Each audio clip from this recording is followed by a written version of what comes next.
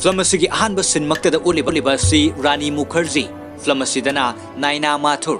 Mahangna school gi oja oinanabagi interview yaunanabagidamag school amagi berendada famladuna interview gi matam ngairi. School adugi pion aduna changlaklaga Naina Mathurda Madam Sarna manungda changlao hairei. Asumna hairambadagi Naina Mathur interview pangthokliba ka aduda changlai. Leiramliba principal aduna Miss Naina Mathur Pambiu. Aduga mahaki document adu yenglaga double B amadi MSc tabada yamna nungai. Naina Mathurna thank you sir hairga mahaki anaba amakak laibaduna maram oiraga thagokpagumbagi mawongda yamna nungai taba khonjal amakak hek thoglakpadu tanja adudasu mahaki wak haiba khonjal adu thoglai. Leiramliba oja sing aduna mahaki thoglakliba khonjal adu tabada angakpa ama oike munna yengnai. Aduga principal aduna thagokpadu fananaba ising si khara thaksin gera hairei. Naina Mathurna aigi si thagokpa nate sir ai Tourette syndrome na nabani. Oja sing adugi maraktagi hanglai. Tourette syndrome hairibasi kari syndrome no. Masi neurological condition ni mem. Kari gumba matamda brain ga pau fauna dabadagi isada thukat hanba khangsing chingbagi mawong si thogan bane. Ado masidi matau karam na leban gani. Sir, masi leban na nabu upay di amata laiti sir. Aina akiba ikaibu pokwa matamdana khara hena masi tawrakani. Haujik tawriba sigumna. Adudi nang natumba matamdasu nangi masigi khonjel si hek thokpra. Thokte sir. Aina tumba matamdadi aigi brain su tumlaga potharaga laibanina. Ado masinadi nangi chaba thakpa matamdadi nungai taba amata thogandabra. Ai adum ngamnana bu honai mem. Aduga principal aduna hairei. Phare Miss Naina. Ai khoina nangbu kawraklage. Okay, thank you sir. Asumna hairaga Naina su hauguttuna khongkap khara thangduna thokpa horakpada oja amana hairei. Miss Mathur, yam chamna ai wafam amata haijage. Nang kaisu nungai taba tawgunuko. Nangonda ojagi thabak phangba haibasi khara luna thokani. Masi natrabasu nang atopa thabak mayam ama try tawbu yai. Aigi wafam sinang bhap taramlani khale. Ai khoi haujikti masigi maramda nangna haibadagi khangle. Adudi aina karigumba anaubo loksing khara principal amadi maru oiba misingda tambiba takpiba ngamlagadi angang singdi aina yamna laina manage tawba soidana ngamgani sir. Thank you. Asumna hairamlaga Naina Mathur mapam asidagi chatki. Masigi matungda pause singda hablakpa thengnabadagi atokpa school amada amok interview yauki. Leiramlibu oja aduna nangi thagok manba auba khonjal ama hek thokpa asida angang singna noksilakani. Asumna haiduna school adu dagisu mahakpu oja oibagi ayaba adu pirakhide. Asumna ojagi sinfambu thawai tajaba mairoi singidamak thawai kathokke khanba Naina Mathurna mathang lepa leitana chahi manga chupna tongan ba school tarani panda oja oinanabagidamak interview yaurubada Tourette syndrome na maram oiraga maki thagokpagi mawongda amuk lawbagi khonjal aduna maram oiraga school tarani pan makna Naina Mathurbu reject tawraki. Aduga sinnasi Naina Mathurna angang oiringai matamda school da class yauringai gi sinda amuk ulai. Ojana lairik taklingai da mahaki wak haibagi khonjal adu thoglakpada atai angang sing aduna noksile. Oja aduna su lairik taklingai da ayamba matamda langleba karigino haiduna Naina bu chaiduna lepkhat hale. Masigi matungda phammo haina phamalaga lairik takpudu amuk makha chathai. Ngayak leiraga amuk lairik taklingai da mahaki khonjal adu thoglai. Angang sing aduna su mahaki thoglakliba khonjal adu bu matau tamduna noksilame. Naina gi oiriba mawong asida school adugi principal na Naina gi mama bu kauduna Naina gi magi oiriba mawong sida atai angang singa lairik taminaba haibasi kharalui. Mahakna maram oiraga atai angang singdasu asumna haiduna living certificate piduna matam chupagi oina school adudagi tanthok pirakhi. Masabu school aduda tamba yararoi haiduna matam pumbagi oina tanthok pirakpada Naina gi mama adu mamittagi mapi tana machabu puduna yumda halaki. Aduga mathangi sinda amok hotel amada Naina gi mama mapa amadi manau nupaga punna lakli. Hotel adudasu Naina gi wak haiba khonjal adu thoglai. Maduda hotel aduda leiramliba mi sing aduna mamit kuptana yengne. Leiramliba mi sing aduna karisu khandanaba haiduna chocolate haiba mananaba mapana chocolate ki cake se amata pibiyo hai. Sinnasi loireduna Naina gi yumda amok utle. Sinnasida Naina gi mama ga mapaga wari sanare. Mapana hai Naina si mahaki tongan ba school amada tamhan ba darkar oi. Mama na khumi. Naina si mayam na tamnari ba normal oibe school da tambagi tangai fade. Mahaksu normal oibe punsi amani. Mahak normal nupi macha amani. Mama amadi mapana ngangna basi tabada mahaki maram da khanbada mama amadi mapasi wakal wajare khanduna naina kaptuna washroom da changduna mahaki wak haiba khonjel adu thoglakpada mayada tissue paper namsinduna khonjel adu thoglaktanaba kaptuna khangjarame piklibi naujaribi angang oiribi naina school da mafam khudingda miyamna mahakpu tongana ubiba laknabiba inthokbiba aduda naina achouba awaba lantheng amaga loinana hinglaki naina na angang oringai matamgi sinna si loiraduna mathangi sinda naina gi family punna chak chaminari chak charingai da mapana pocket gi lauthoklaga naina da che ama pirame aduga hai bank ta thabak towa aigi imanaba amalai mahakna nangi damak bank aduda thabak townanabagi offer pirakpane madu hangdoklaga paraga yengu asumna naina gi mapana hairakpada naina na bank ki thabak adu pamdabagi mato ulakpaduda mapana amuk makha tare naina madu thabak nate part time oina sum tawgudabani mapagi wafam sida naina na ai thabak pami ojagi thabak thinanabagi damak aingonda hujik matam khara darkar oi nahakna oja oinanabu honarglibase chahi manga sure nahaki leiriba condition aduda asumna mapana haiba horakpada naina du chak charambadagi toklaga tal oina charage haiduna tal hounanabagi damak yam totle mapado amuk changlaklaga naina masi amuktadi paraga yengo haiduna chedu pibada naina na ai khutsi paiba yadre aduna kona tapna parage hairei naina na ojagi sinfambo yamna pamjabana atai thabak amata tau haiba yadabaduda mapana hanglei nangna oja oiba pamlibadubo oja amana tha amada maki salary si lupa kaya bu fangbage mapagi wahang asida naina na dad nahakna school college tamlingi matamda nahaki khwaidagi pamjaba oja amata leikidabra karigi leitani lei adudi nahakna khwaidagi pamjaba oja du ningsingba matamda maki salary du ningsingbra machanupi nainagi luraba fajakraba wahang asida mapadu khumpham leitana ngayak tangdi tuminna yengduna lei aduga naina na amuk makha tarai salary khaktagi natana masida oja amana fangliba nungaibase nahakna kaidongaida khangloi ai khangi aduga MSc vet amana yumda cartoon picture yektuna karigi arembada leirino mapana asumna wangang lingai tanja asimaktada naina gi mawfanu pana sen norkers tagi phone tawre e haiduna hairei sen norkers palakpaduda mahakna oja gi interview yawrba adugi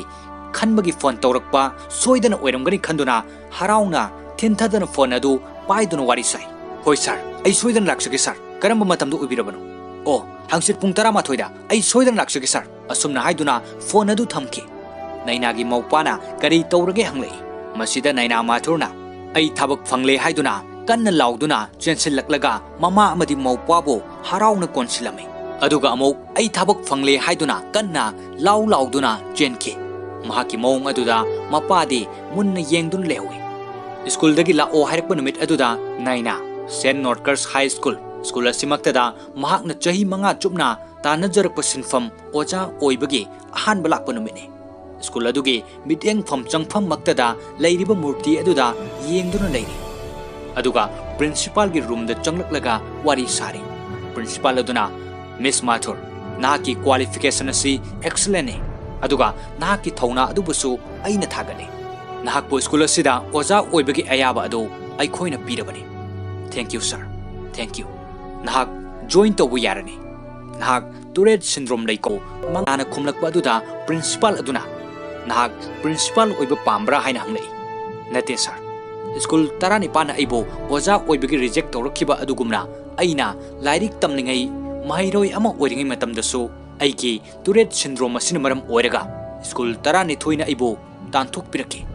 tarau humdoi subu oina laibak fabadage ai school asida tambagi ayaba fangki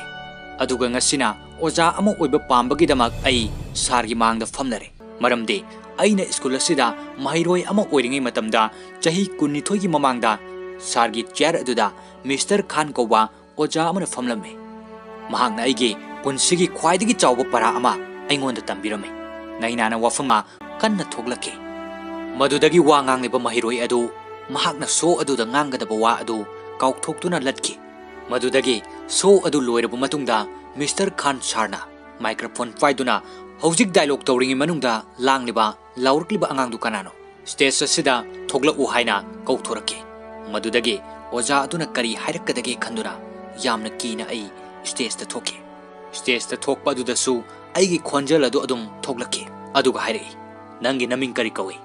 Naina Mathur कवि sir नंगी थागोकपगी खोंजल अदु थोगनगनु आई ngमोय sir करीगी ngमलोइदोइनो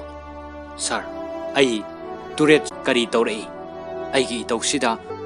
ओजासिंगनदी आइबु class तगी मपानदा तांथोक्तुना Thumby sir अदुदि हायो नंग आइखोइना नंगोंदा मतौ करमना मतेंग पांगने sir अतई छात्रसिंगदा येंगबा मिटेंग अदुगुमना आइबुसु येंगबियु sir आइगी वाहै अमदी दा वासकले आइखोइना अतोप छात्रसिंगदा येंगबा अदुगुमना नंगोंदसु चप मानना येंगने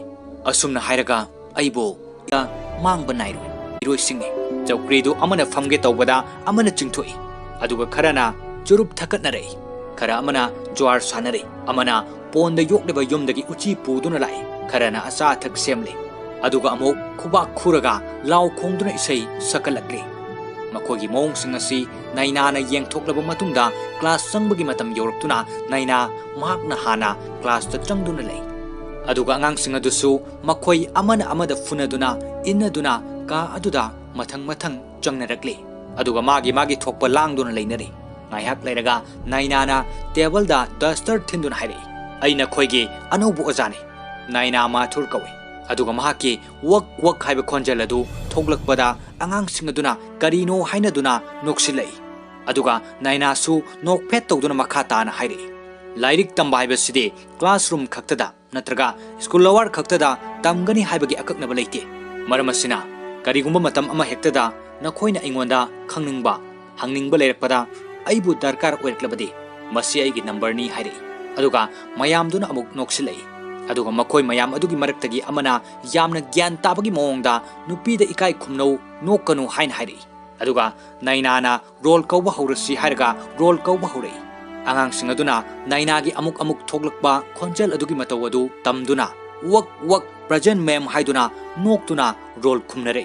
अदुगा नाइनाना वांगांगबा हौरे आइसी टुरेट syndrome ना नाबने मसी neurological disorder अमने करिगुंबा ब्रेन गा पाउ फाउनदबु मतमदा अमुक अमुक चिंगबदौना तौरकबने वक सुमाइना आंगांसिंग अदु कन्ना नोई नाइनाना मखा तारई नखोइना आइगी अनाबा टुरेट की मरमदा खंगनिंगबा लेरगदि आइंगोंदा हंगबु यागनी असुमना नाइनाना हाइबदा आंगांग अमना मेम गी रिंगटोन सी करिनो हाइना हंगलकपदा अमन अमुक आई हाइगे हाइरगा नाइनागी खोंजल अदुगी मतौ तमदुना इसै ओइना सकलै अदुगा मखोय मयाम नोई मयुमदगी पोंद योक्तुना थंबा उची पुरगा लाकपा अमना अमो ngasidi aigi usise chap manana chak haiba khonjal thoklei मखोइसु टुरेट सिंड्रोम नारमलद्रा अतैदुना अमुक हाइरे अदुसु ओइबि याय अदुगा अमुक अमना हाइरे मैम नाहक उचीना रेप सकपा तारब्रा असुमना हाइरगा अंगांगसिंग अदु टेक्स्ट थिंदुना रेप सकलै नाइनासु अंगांगसिंग अदुना तौरिबा अदुदा खुबाक खुदुना मतेंग पांगसिले अदुगा महाकसु सकपा याउसिलकपदा अंगांगसिंग अदु इसै सकपा लेपलगा तुमिन्ना लैखि नाइनाना कैदौरे नखोइ इसै सकपा लेपलदि ऐसु नखोइ गुम्बने नखोइगा चप माने सुपनगी खेनरिबा हाइबबो नखोइगी खोंजेलदो नखोइना लेपनिंग मतमदा लेपा ngame अदुबो ऐदि ngamde अदुगा ऐना मफमसिदा लागिबसिना नखोइबो महिमसिंग ताकवी तंबिनबगिदमगनि नखोइगी रेप अदुसु सकपा लोइरबनिना क्लास अमुक हौरसि यारबा असुमना हाइरगा चौकरी अदुदा फमथबदा चौकरीदु टेक्तुना नाइना लैमाइदा तुइ अदुगा अंगांगसिंग अदुना कन्ना नोक्सिले मचेत तारबा अतेकपा चौकरी अदु निंगथीना सेमजनदुना ओजासिंग तुहनगे खंदुना करिसु तौदबा मालहंदुना अंगांगसिंग अदुना थवैना थमलिबने ओंथोकना मथोंग चादबा स्कूल असिगी महिरोइनी असुम निमित अदुगी क्लास अदु लोइसिनखिदुना स्कूल की हाफ थाबा मतमदुदा लाइरिक तमनिंगबगी वाखल लेत्रबा 9F क्लास के अंगांग नुपी मचा खरना अखोइगी अनौबा लाक्लिबा मिस से तराइना स्कूल से थादोकलगा चटखिगदौबा मानदे असुमना हाइनरे अदुगा स्कूल की सानफम लंपाक अदुगी मची अमदना 9A की नुपी मचा लैबदो 9F के ngausinaba nupa macha खरना येंगदुना लैरे अदुगा हाइनरे असिगी नुपी सिदा ngauबदो तो मसिदि अखोइना लांब फंगदब नुपी नते ꯃꯁꯤꯒꯤ ꯅꯨꯄꯤꯁꯦ 9A ꯀ꯭ꯂꯥꯁꯀꯤ ꯇꯣꯄꯔꯅꯤ ꯑꯗꯨꯒ ꯑꯃꯗꯨꯅ ꯑꯃꯨꯛ ꯍꯥꯏ ꯑꯩꯁꯨ 9Fꯀꯤ ꯇꯣꯄꯔꯅꯤ ꯀꯩꯅꯣ ꯑꯁꯨꯝꯅ ꯍꯥꯏꯅꯔꯤꯉꯩꯗ ꯑꯇꯣꯞꯄ ꯁꯥꯇ꯭ꯔ ꯈꯔꯅ ꯁꯥꯟꯅꯔꯤꯕ ꯕꯣꯜ ꯑꯗꯨ ꯃꯈꯣꯏꯒꯤ ꯃꯅꯥꯛꯇ ꯇꯥꯔꯛꯏ ꯑꯗꯨꯒ ꯕꯣꯜ ꯁꯥꯟꯅꯔꯤꯕ ꯅꯨꯄꯥ ꯃꯆꯥ ꯈꯔ ꯑꯗꯨꯅ ꯍꯥꯏꯔꯛꯏ ꯍꯦ 9Fꯀꯤ ꯐꯦꯂꯔ ꯕꯣꯜꯗꯨ ꯄꯥꯁ ꯇꯧꯔꯛꯑꯣ ꯑꯁꯨꯝꯅ ꯌꯥꯝꯅ ꯎꯁꯤꯠꯇꯅ ꯍꯥꯏꯔꯛꯄ ꯑꯗꯨꯗ 9Fꯀꯤ ꯁꯥꯇ꯭ꯔ ꯑꯗꯨꯅ ꯀꯝꯄꯥꯁꯅ ꯊꯤꯟꯗꯇꯨꯅ ꯕꯣꯜ ꯑꯗꯨ ꯅꯨꯡꯁꯤꯠ ꯊꯣꯛꯍꯜꯂꯝꯃꯤ ꯑꯗꯨꯒ ꯅꯨꯡꯁꯤꯠ ꯑꯃꯠꯇ ꯌꯥꯎꯗ꯭ꯔꯕ ꯕꯣꯜ ꯑꯗꯨ ꯂꯪꯁꯤꯜꯂꯝꯃꯤ ꯑꯗꯨꯗꯒꯤ ꯃꯈꯣꯏ ꯈꯨꯠ ꯊꯥꯅꯗꯨꯅ ꯁ꯭ꯀꯨꯜꯒꯤ ꯁꯥꯟꯅꯐꯝ ꯒ꯭ꯔꯥꯎꯟ ꯑꯗꯨꯗ ꯅꯝꯅꯗꯨꯅ ꯐꯨꯅꯈꯤ ꯃꯗꯨꯗꯒꯤ ꯄꯤꯌꯣꯟ ꯑꯗꯨꯒ ꯁ꯭ꯀꯨꯜ ꯑꯗꯨꯒꯤ ꯑꯣꯖꯥ ꯋꯥꯗꯤꯌꯥꯒ ꯃꯈꯣꯏ ꯑꯅꯤ ꯆꯪꯂꯛꯇꯨꯅ ꯈꯥꯝꯗꯣꯛꯏ ꯑꯗꯨꯒ ꯄ꯭ꯔꯤꯟꯁꯤꯄꯥꯜꯒꯤ ꯀꯥꯗ ꯄꯨꯈꯤ ꯄ꯭ꯔꯤꯟꯁꯤꯄꯥꯜꯒꯤ ꯀꯥ ꯑꯗꯨꯒꯤ ꯃꯄꯥꯟꯗ ꯂꯦꯞꯍꯟꯗꯨꯅ ꯊꯝꯃꯤ ꯃꯊꯪꯒꯤ ꯅꯨꯃꯤꯠ ꯑꯃꯗ ꯅꯩꯅꯥ ꯀ꯭ꯂꯥꯁ ꯆꯪꯂꯛꯄꯗ 9Fꯀꯤ ꯅꯨꯄꯥ ꯃꯆꯥ ꯑꯃꯅ ꯆꯤꯌꯔ ꯄꯥꯏꯗꯨꯅ ꯅꯨꯄꯥ ꯃꯆꯥ ꯑꯃꯗ ꯀꯟꯅ ꯊꯣꯝꯕꯗ ꯋꯥꯟꯊꯗꯨꯅ ꯂꯩꯃꯥꯏꯗ ꯇꯥꯏ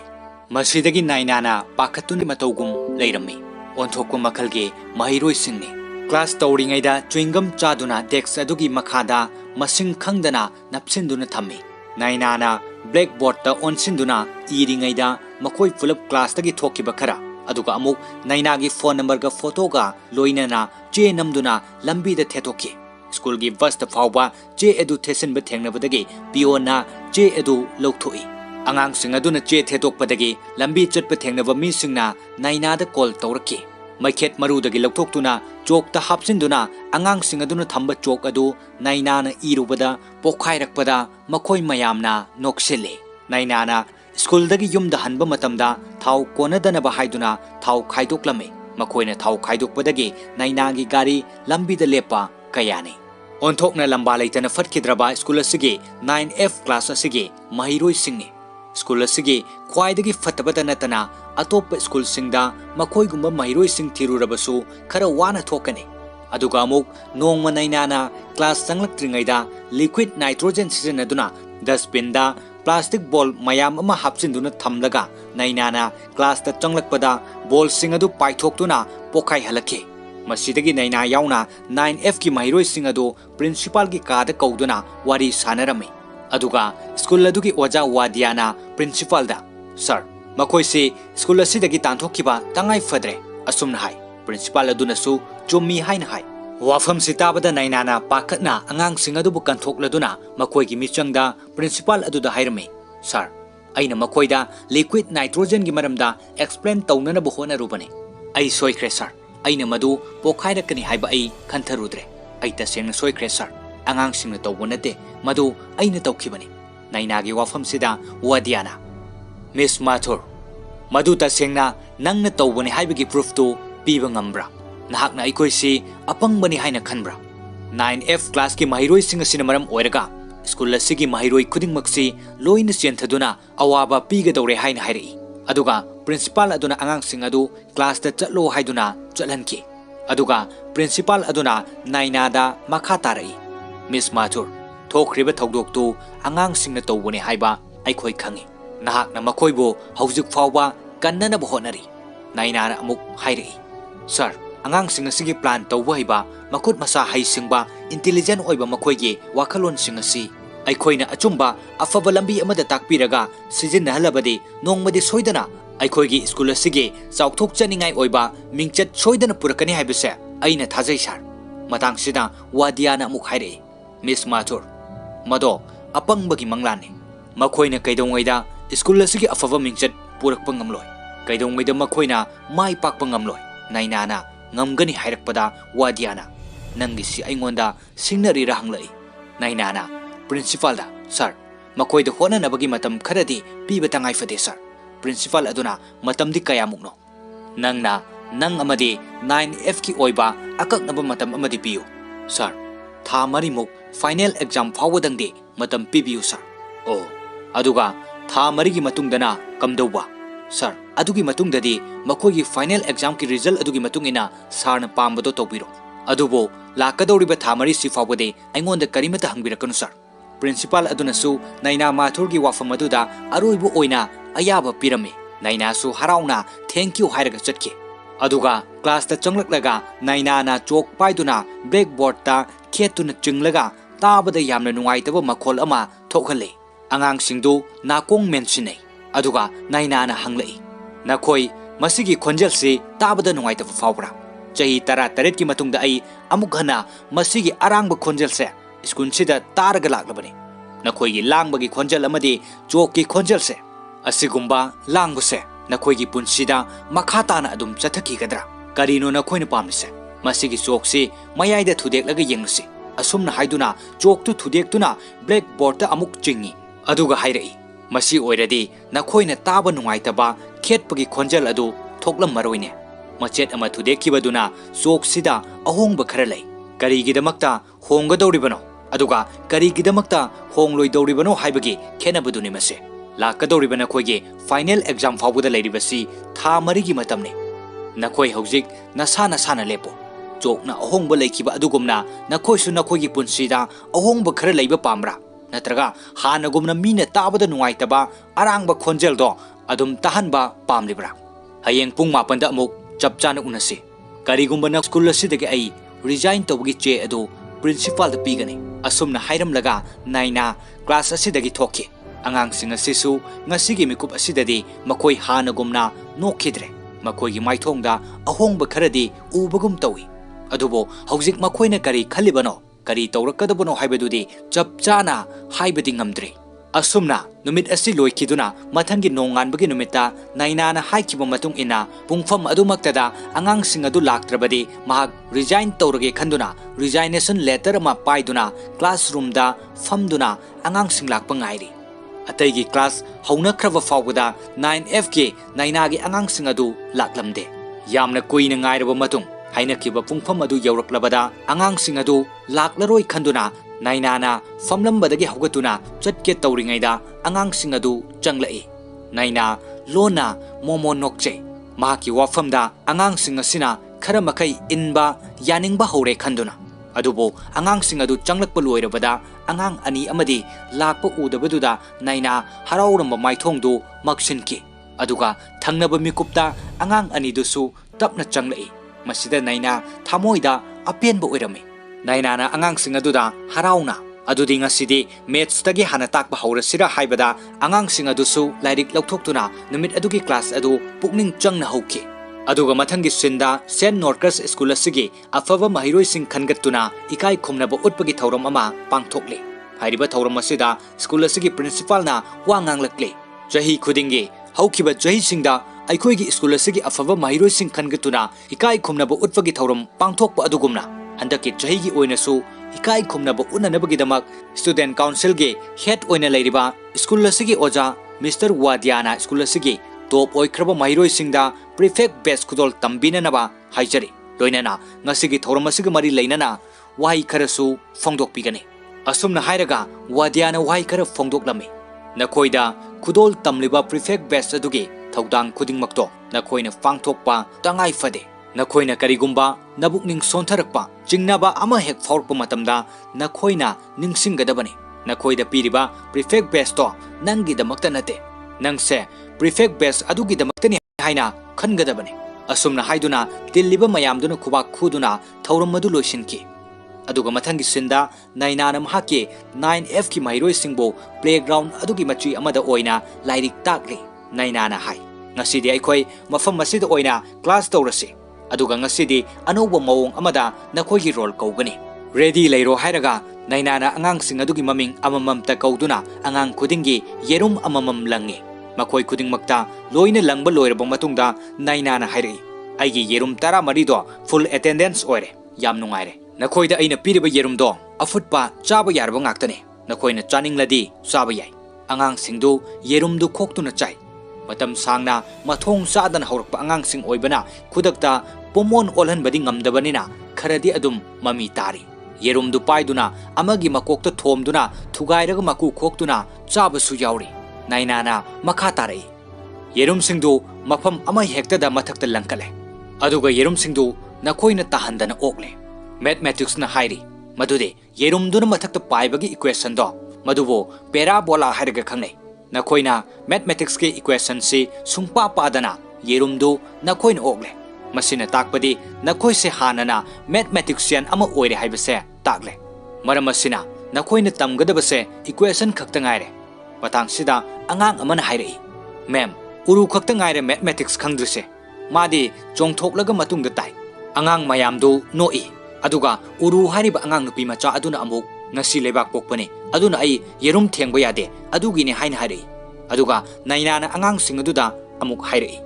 adubo uru na tawribaduna aikhoida physics khara tambire uru na chongthokna bokhona bada mahakna force ama apply tawi force is equal to mass into acceleration aduna uru na aikhoida newton ge law of motion do tambire walking chatpa famthaba haugatpa chenba masi punumakse aikhoina hana loina tamkhraba haikraba ngaktane aduna hujik aikhoina tamgadabasi equation khaktane nainana 9F class ke angang singda lairik takpi bagi mong asida berenda da leptuna 9A gi topper angang nupi masa aduna khangningna thawai tana yenglibadu wadiana class da changanki aduga angang amana muk hairei mem aikhoina hana loina khangkhraga karigi aikhoina school da matam manghalino nainana aina haina na bhonarise nakhoi gyan tadre asumna haibada amana amuk hairei mem aikhoina kan honarabasu 9A anabane angang amana amuk mem makoina tawribase prefect base khaktagini asumna hairakpada nainana masi prefect base khaktagi wanate nakoina bu pamlagadi nakoina sagi prefect base ama phangbu yai nakoi chap manana khudong chaba phangba darkar oi aduga angang sing aduna mathang mathang amuk hainarai kadai dagi khudong chaba manabano masigi school sigi oja sing sina kaidongoida aikhoida prefect base pirak loi tasengbagidi angang sing asina hairibase chumbasu yauri maru oina wadiana makoibo amuk hana afava mahiroi oiraklaroi matagum ataidagi khara tongana thambagum tawi masigi matausi khara ngausin nazarabasu angang singa sin khangi masidagi naina mathurna wakal tawraba matung principal gi kada changlaktuna wari sari matang sida wadia changlaklaga principal da sarna aibu sarga unanaba kawibra kawi phambiu miss mathurna 9F su prefectship phangba yabagi khudong chabadu laihenba pami hairi wadiana khara karemna bagi mawongda sarna phagi tobiri rahanglai natte aduga nainana amu karigi nokningino Mr. Wadia technical oina prefectship se khuding makini maramasina 9F su madugi chance to phangba pami sen notkers ki mahiroi ama oina prefectship ki damak makhoida ayabado lehenbiu natraga sargisi wakhal wabirira 9F tagi kanaguma mahiroi amana prefect oiraklagadi haiduna nainagi wafam si tarba matungda wadiado famtharaga hairei prefectship ki damak eligible ohelo haibaneba yai fajai wafam duda school sigi student council gi head ama oina aigi athingba amata leite adubu nang khanglamlani haina khale mahiroi amana prefectship ki damak eligible oige hairabadi mahiroi ado final exam da 90% gi mathakta mark score tobu mathautai 9F ki mahiroi singna kaidongoida 90% mark score tobu ngamloi haiba matagum wadiana makhatare Miss Mathur 9F ki mahiroi singdo pass tang tobu ngamladi yare karigumba 9F ki mahiroi sing aduna 90% score tobu ngamlagade ai isamakna makoida best adu khusinnagani thank you sir asumna hairamlaga naina haugatuna chatke tobadagi leplaga hairame Mr. Wadia 9F ki damakta batch amadagi hena thorang togduna thambiyo wafam si hairamlaga naina principal room dagi thoglai mahakna tholakpada 9F ki mahiroi singadu playground adugi machi amada ataiga manadaba yamna niyom naidaba mong amada sanaduna leiba adu ubada mahakna wadia amadi principal da hairamlibu wafam aduga angang singsina leiramliba mawong asiga ani si khalubada naina wakhal wajarame aduga mathangi numit amada parents meet pangthoknanabagi damak mama mapa sing school asida lakpa honare adubo 9F class asigi oinadi haujik fawba mama mapa kanasu laktri nainana yamna kuina ngaiba yaba ngairaba matung lakmandrabada atopa class ki oja singi mamangda ikaina thoglakpagi lambida wadia thengnaduna wadiana hanglai kamdorage nangi parents teacher meet chibo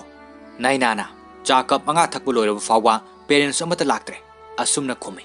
wadiana nangdi class tawbusu playground oina tawbunina parents teacher meet asisu angang singdugi yum da chalaga oina tawbu yai kaino asumna hairakpada nainana noklaga adudi aroibada sarga iga wafam ama amuk yanare thank you asumna hairamlaga naina chatki wadiasu yengduna lehoi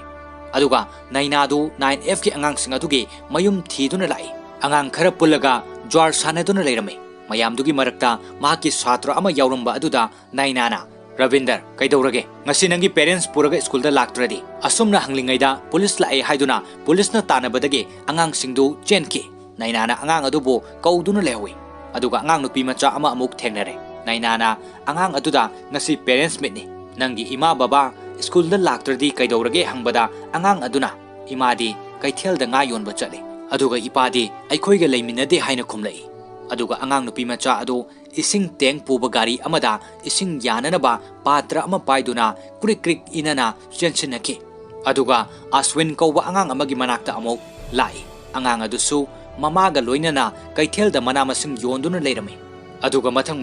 angang sing adugi manakta chatuna makhoigi punsi mahingi matangda mama mapa sing aduna nainada wari saraki makhoi khudingmak nomagi chara tanba imungi macha ngakto oirami asumna mathang lakpana kilam hairiba angang adusu karwas ki thabak yauduna leirame aduga amuk aroibo oina angang amagi manakta lakpada angang adusu cycle workshop amada thabak suduna leirambadu nainana thengnaraki asumna angang sing adugi yumda mathang chatpada numitsu tasinkre naina angang sing adugi matangda wakal tauraduna lambida gari thauduna yumda halakle mathanggi numita angang sing adu makhoigi classroom da changlakpada blackboard aduda sports room da oina unasi haiduna iramba adu thengnabadagi angang singdu sports room da oina lai mafam aduda angang sing aduna famnanaba table chokri sing adu nainana sem saduna leirame angang singdu changlakpada nainana lao famo haiduna famhale aduga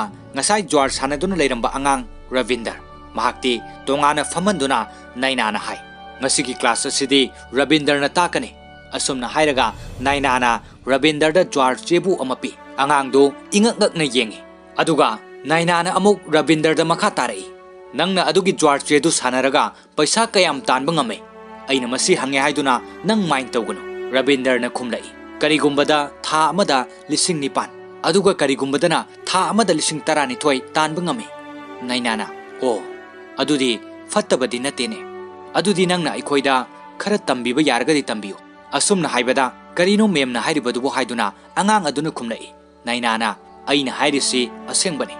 oru asidagi calculator si aingonda piro angang duna calculator adu nainada pi aduga nainana Ravinder da makha tarai aikhoi hojik leirisi aiga tharaga aikhoi punna mi tara mangani 15 into 8000 si kaya tai Ravinder 1,20,000 haina Ravinder na khumlakpada chumbadu da nainana momo nokche aikhoi na masigi thabak si tawu matamda aikhoi tara manga gi manungda mi ahum police na phakre haina khalasi aduga bail da thokna na bagi damak mi amagi lupa lising taruk ka chahum yankai fine thire adu oiragadi aikhoi na phangkiba lakh amaga lising kun adu dage kaya lemgani Ravinder na yamna thuna khanthadana lakh amaga chamapan yankai haina khumlakpada angang ataidu ngakladuna mamit yengnai nainana amuk makha tarai lemliba paisa singdu aikhoi tara manga da chap manana yenthokpada lupa kaya thungnagani Ravinder na yamna thuna lising taruk ka chatret kunthra haina khume aduga hanglai ado mem na toba pambiri sibu karino nainana aikhoina hisab toba matamda calculator darkar oi nangse calculator gi test tobani adubo nangna mathematics si maithiba pire wafam asi hairaga nainana Ravinder gi manakto changsilaga Ravinder nahaksi isorna pirakpa karigumba khudol khara nangonda yauri nahakna masibo yamna heisingna afaba lambi da sijinau nahakna sel thanabagi lambi sida chatpa pamnabasu lambi sida legal oina sel thanabagi tamba yai lambi sorokta jwar sanabadu nataba prithvi gi khwaidagi chawba stock market haiba government authorized toba platform aduda sel thananabagi damak tamba yai aduda nahak top investment banker amo oyo adubo nahakna maduda changnanabagi damak nahak karigumba kharadi sem sabatai nahak ningthina lairik tambatai asumna nainana haiduna lambi sorokta jwar sanaba angang adugi fatraba hainabi adu semdok khalami aduga atopa satru sing aduna mathang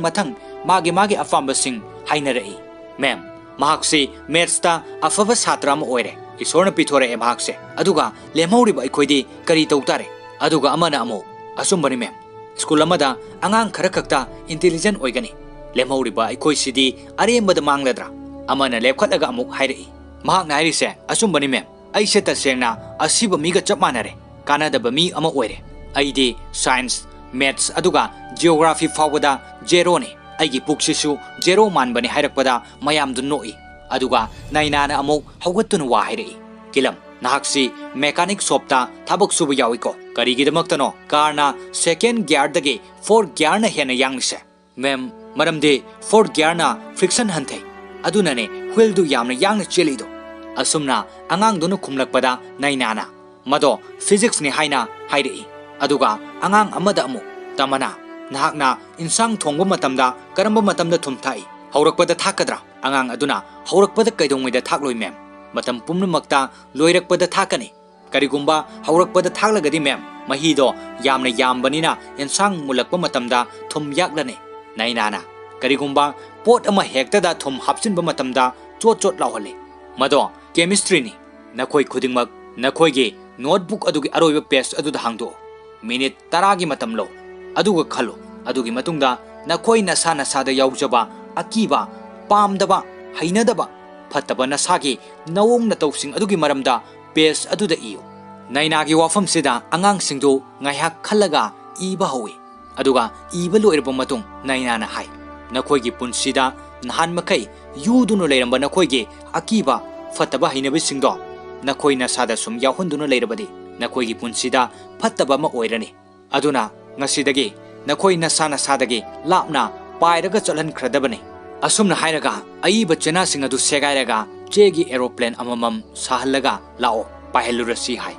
aduga makhoi pumnamak school adugi building mathak aduda lepraga painanaba sem saduna lei nainana angang sing aduda hai ngasi hairiba numit asidagi nakhoi gi fataba akiba asonba mayam se mangkhraga nakhoida thauna leiba pangan kanba ama oiredabani nakhoigi fataba pumnamakto chalhan khrasi asumna hairaga chegi aeroplane singadu paihanke masidagi nainana 9F ki angang singa sina khangningnaba araiba method sing sizinaduna afaba mahiroi amamam ohenabagi pandamda takpi tambiba haurame lairiki syllabus ka mari leinaba sing practical oina angang singa sida utuna taklame laboratory da tongan ba experiment sing takpi tambirame tongan ba mafam sing da puduna thaudok sing taseng na uhalame numidangi matamdasu nainana angang sing adu da takle mahakna hai nakhoi khanglabra khara ngalingai aribu matamda tawramlisi jahaz singsi numidangi matamda maigai khangnanabagi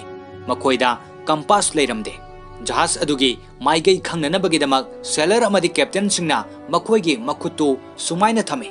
aduga polistar sina makhoigi chatkadaba lambidu uhale angang singasi mafam kayada puduna asa athak pijaduna angang singasin nungaijaba mawong matau singdu nainana harauna yengjarame nainana angang singasida yamna laiba mawongda khangananabagi takpi tambibagi mawong asida angang singasisu thawa yaurame 9F ki angang singasita natana school asigi topper oiriba 9A gi mairoi sing phawba nainagi teaching method asida pukning singsilame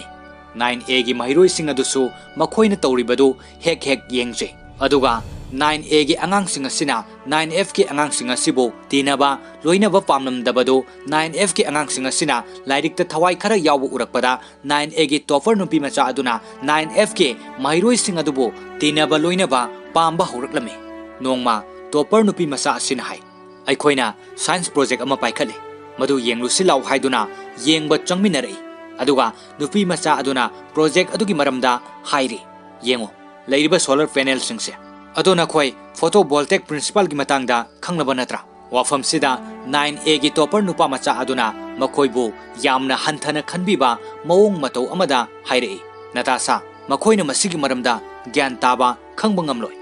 masidi solar leiba mafam khaktagi wane makhoi gi lamdubo solar leiram gadrane nupi macha aduna toklo yare haiba matagum tapna akse haina kaurei aduga akse hariba nupa macha aduna yamna usitan amuk makha tarei nakhoi gi madam nainana tambiba basketball training debu kamdau khrage hangi makhoi kanamatana khumde aduga ngaihak leiraga makhoi gi solar panel gi project aduda munna yenglaga 9F ki nupi macha aduna hairei nakhoi na semliba solar panel gi model si masigi oliba direction si soire solar panel gi mayun singsi south to ongadabani Greek amadi Roman city singda makhoi gi yung gi thongnau hapagi mawongumna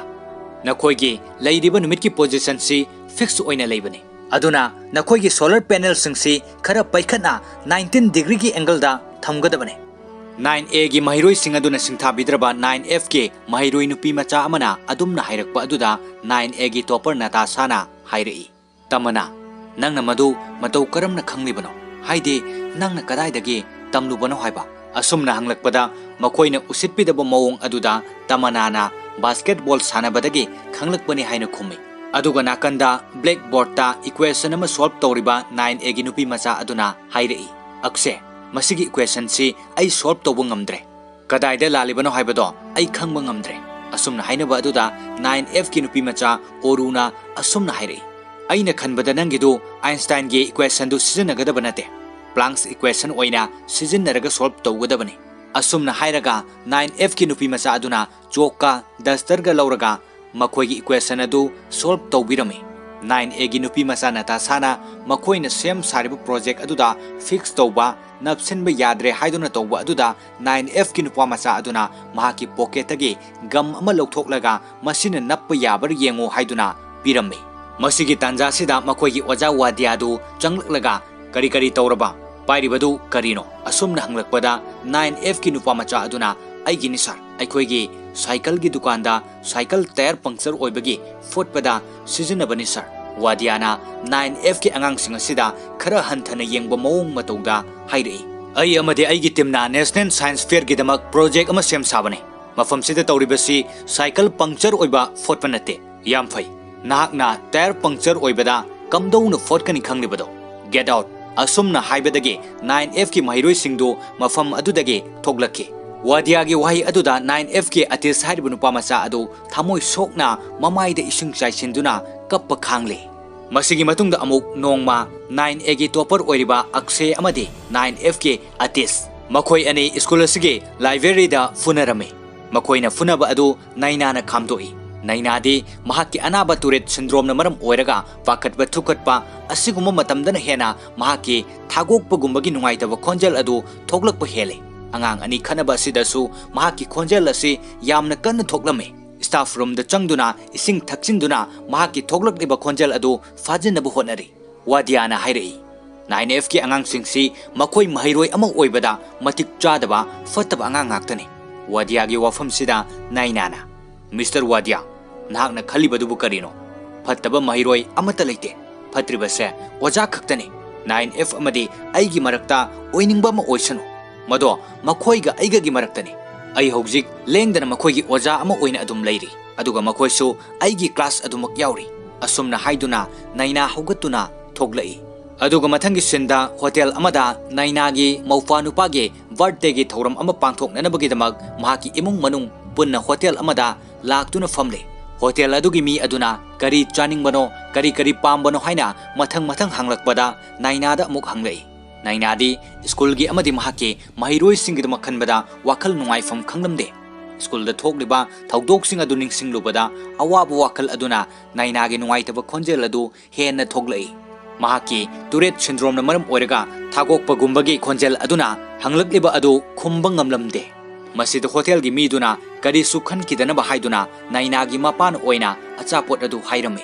naina gi thoglakliba khonjel aduna maram oiraga hotel adu da leiramba mi sing adu ngakladuna makhoi pumnamak naina da yengduna lei aduga naina ga mahaki mapaga naina gi thabak ki matangda wa khara sungangnari mapanadi school gi thabak adu pamlamde naina nasu bank ki thabakti ai sukpam pamde aina pambadi mairoi singbu takpi tambibagi thabak asini haina khumlamai asumna wahi khara ngangnaraba matungda makoigi birthday gi thorum adu harauna pangthoki aduga mathangi numita wadia amadi mahaki 9A gi team aduna national science fair gi damak sem sariba project adu oja singi mamangda utnanaba sem sari wadiana hauro haibadagi 9A gi topper aksena haiba haurai numit ki mangal sina photovoltaic material da yeiba matamda electricity da transform tawi solar cell asi photovoltaic effect ki principal aduda yumpham oiraga sembane aikoi hojik ahanbada masigi practical si hana yenglasi adugi matungda masigi project asigi maramda details to aikoina haijarak asumna hairaga makoigi project adu practical oina utuna yenganba hawi aduga amuk makha tarai masigi halogen bulb asina numitni haina lawrasi numit ki mangal sina perpendicular oina glass asida yeiba matamda aikoina maximum oina absorb to ugani असुमना हाइरगा मखोइगी practical अदुबु येंगलिबा ओजासिंग अदुना खुबा खुदुना हराउबा नुंगाइबा फोंदोक्लमे मसिगी मतुंगदा प्रोजेक्ट अदु ngaihak mathau tawramlaba matung maikhu karaklaga auba khonjelga loinana pokhairake asigumba pakhatpa thukatpa thogdoksing asi thokku matamda nainade mahaki Tourette syndrome na maram oiraga mahaki nungaitaba khonjel adu hena thoglakliba adune mikup asidasu khonjel adu hena thoglai pokhairakpa matau aduda wadia sungakladuna ai soikre amukta ngakpiyu haiduna oja singda hairami Principal aduna su kari leibage haibado ningthina amuktung yengu hairamlaga oja sing adu class sangnaki oja sing thokraba matungda wadiana 9A gi mairoi sing aduda kari tawre haiduna yengsile aksena su kamdona tawribano khangbangam de sir ai khoina kayarak hana ningthina check tawraga pangthokpani sir kari su akaibi yaukhidrabani asumna hainaraga wadiana koyeng yenglakpada pokhairakliba adugi marakta 9F ki angang amana purakpa cycle fotpagini haiba posak adu yaurumba thengnaki masidagi wadiana 9F ki class ta posak adu puduna changlaki aduga wadiana artist haib angang aduda masina hakina trahai nainana kaidawragi sar haina hanglakpada wadiana Miss Mathur nahag pausi tabada soidana nungaiba fokane Sen Norkers School asigi saukthok chaningai oiba project machet tana kahele nahaki brilliant oiba mahiroi sing asina masigi daita pumnumak pugadabani Miss Mathur nahak na haiki bataine fattaba mahiroi amata leite haina asumna hairaga angang sing aduda amuk onsilaga wadiana hairi project asi kahena bohonabada mahaka loinana nakhoi kana kana yawi masida angang sing adu mathang tapna loinamak hogatna rei aduga amuk makha tarai Miss Mathur nahaki angang sing si yaudana ahangba class ta takpi tambinaba sem saro school sida ngasina 9F ki aroiba numit oirani ai principal ga unaraga wari sagani asumna hairamlaga thoke aduga principal gi room da naina su kauduna wari sanari principal na hairi tha taruk sangna masigi project asi semna na bhonarapani adubo Sen Norkers school asigi ikai khumnaningai oiba project asi 9F na maram oiraga pungmang manghankre Makatana 9F se school sida thamnabagi makoigi afava maram amata hairune masida nainana khumlai sir sarna pamba makoida piningba punishment do pibiyo adubo angang singa si school sida gidi tanthok pigano makoibo exam thaba simatangdi yahanbiu sir principal na hairi 9F ki mairoi singa si exam pass tawba ngamgani hainan hakna asa tawbra masida nainana aingonda wahangdugi paukhumdi leite masi exam khaktagi wanate sir masi makhoigi future gi damangni sir wadiana di 9F tan thokinanaba yamna kanna hai adubo nainana ngangthorakliba oja amage marik chumlabo wafam asida principal adu wakan khara khantharaki aduga hairei phare makhoi exam pibagi ayaba adudi pirage adubo makhoi exam yodri fawa school asida lakpa yararoi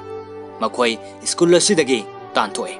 makoina maram oiraga atopa mahiroi singda fataba ithil pinanaba maram oire nainana ai gyan tajare sir thank you sir asumna hairam laga naina hogatuna khongap khara thangduna thokpa horakpada principal adun hairi Miss Mathur nahak afaba oja amane nahak na fataba angang sing oina thengnabane nangi naral nate aigini aina makoibo nangonda sinakibane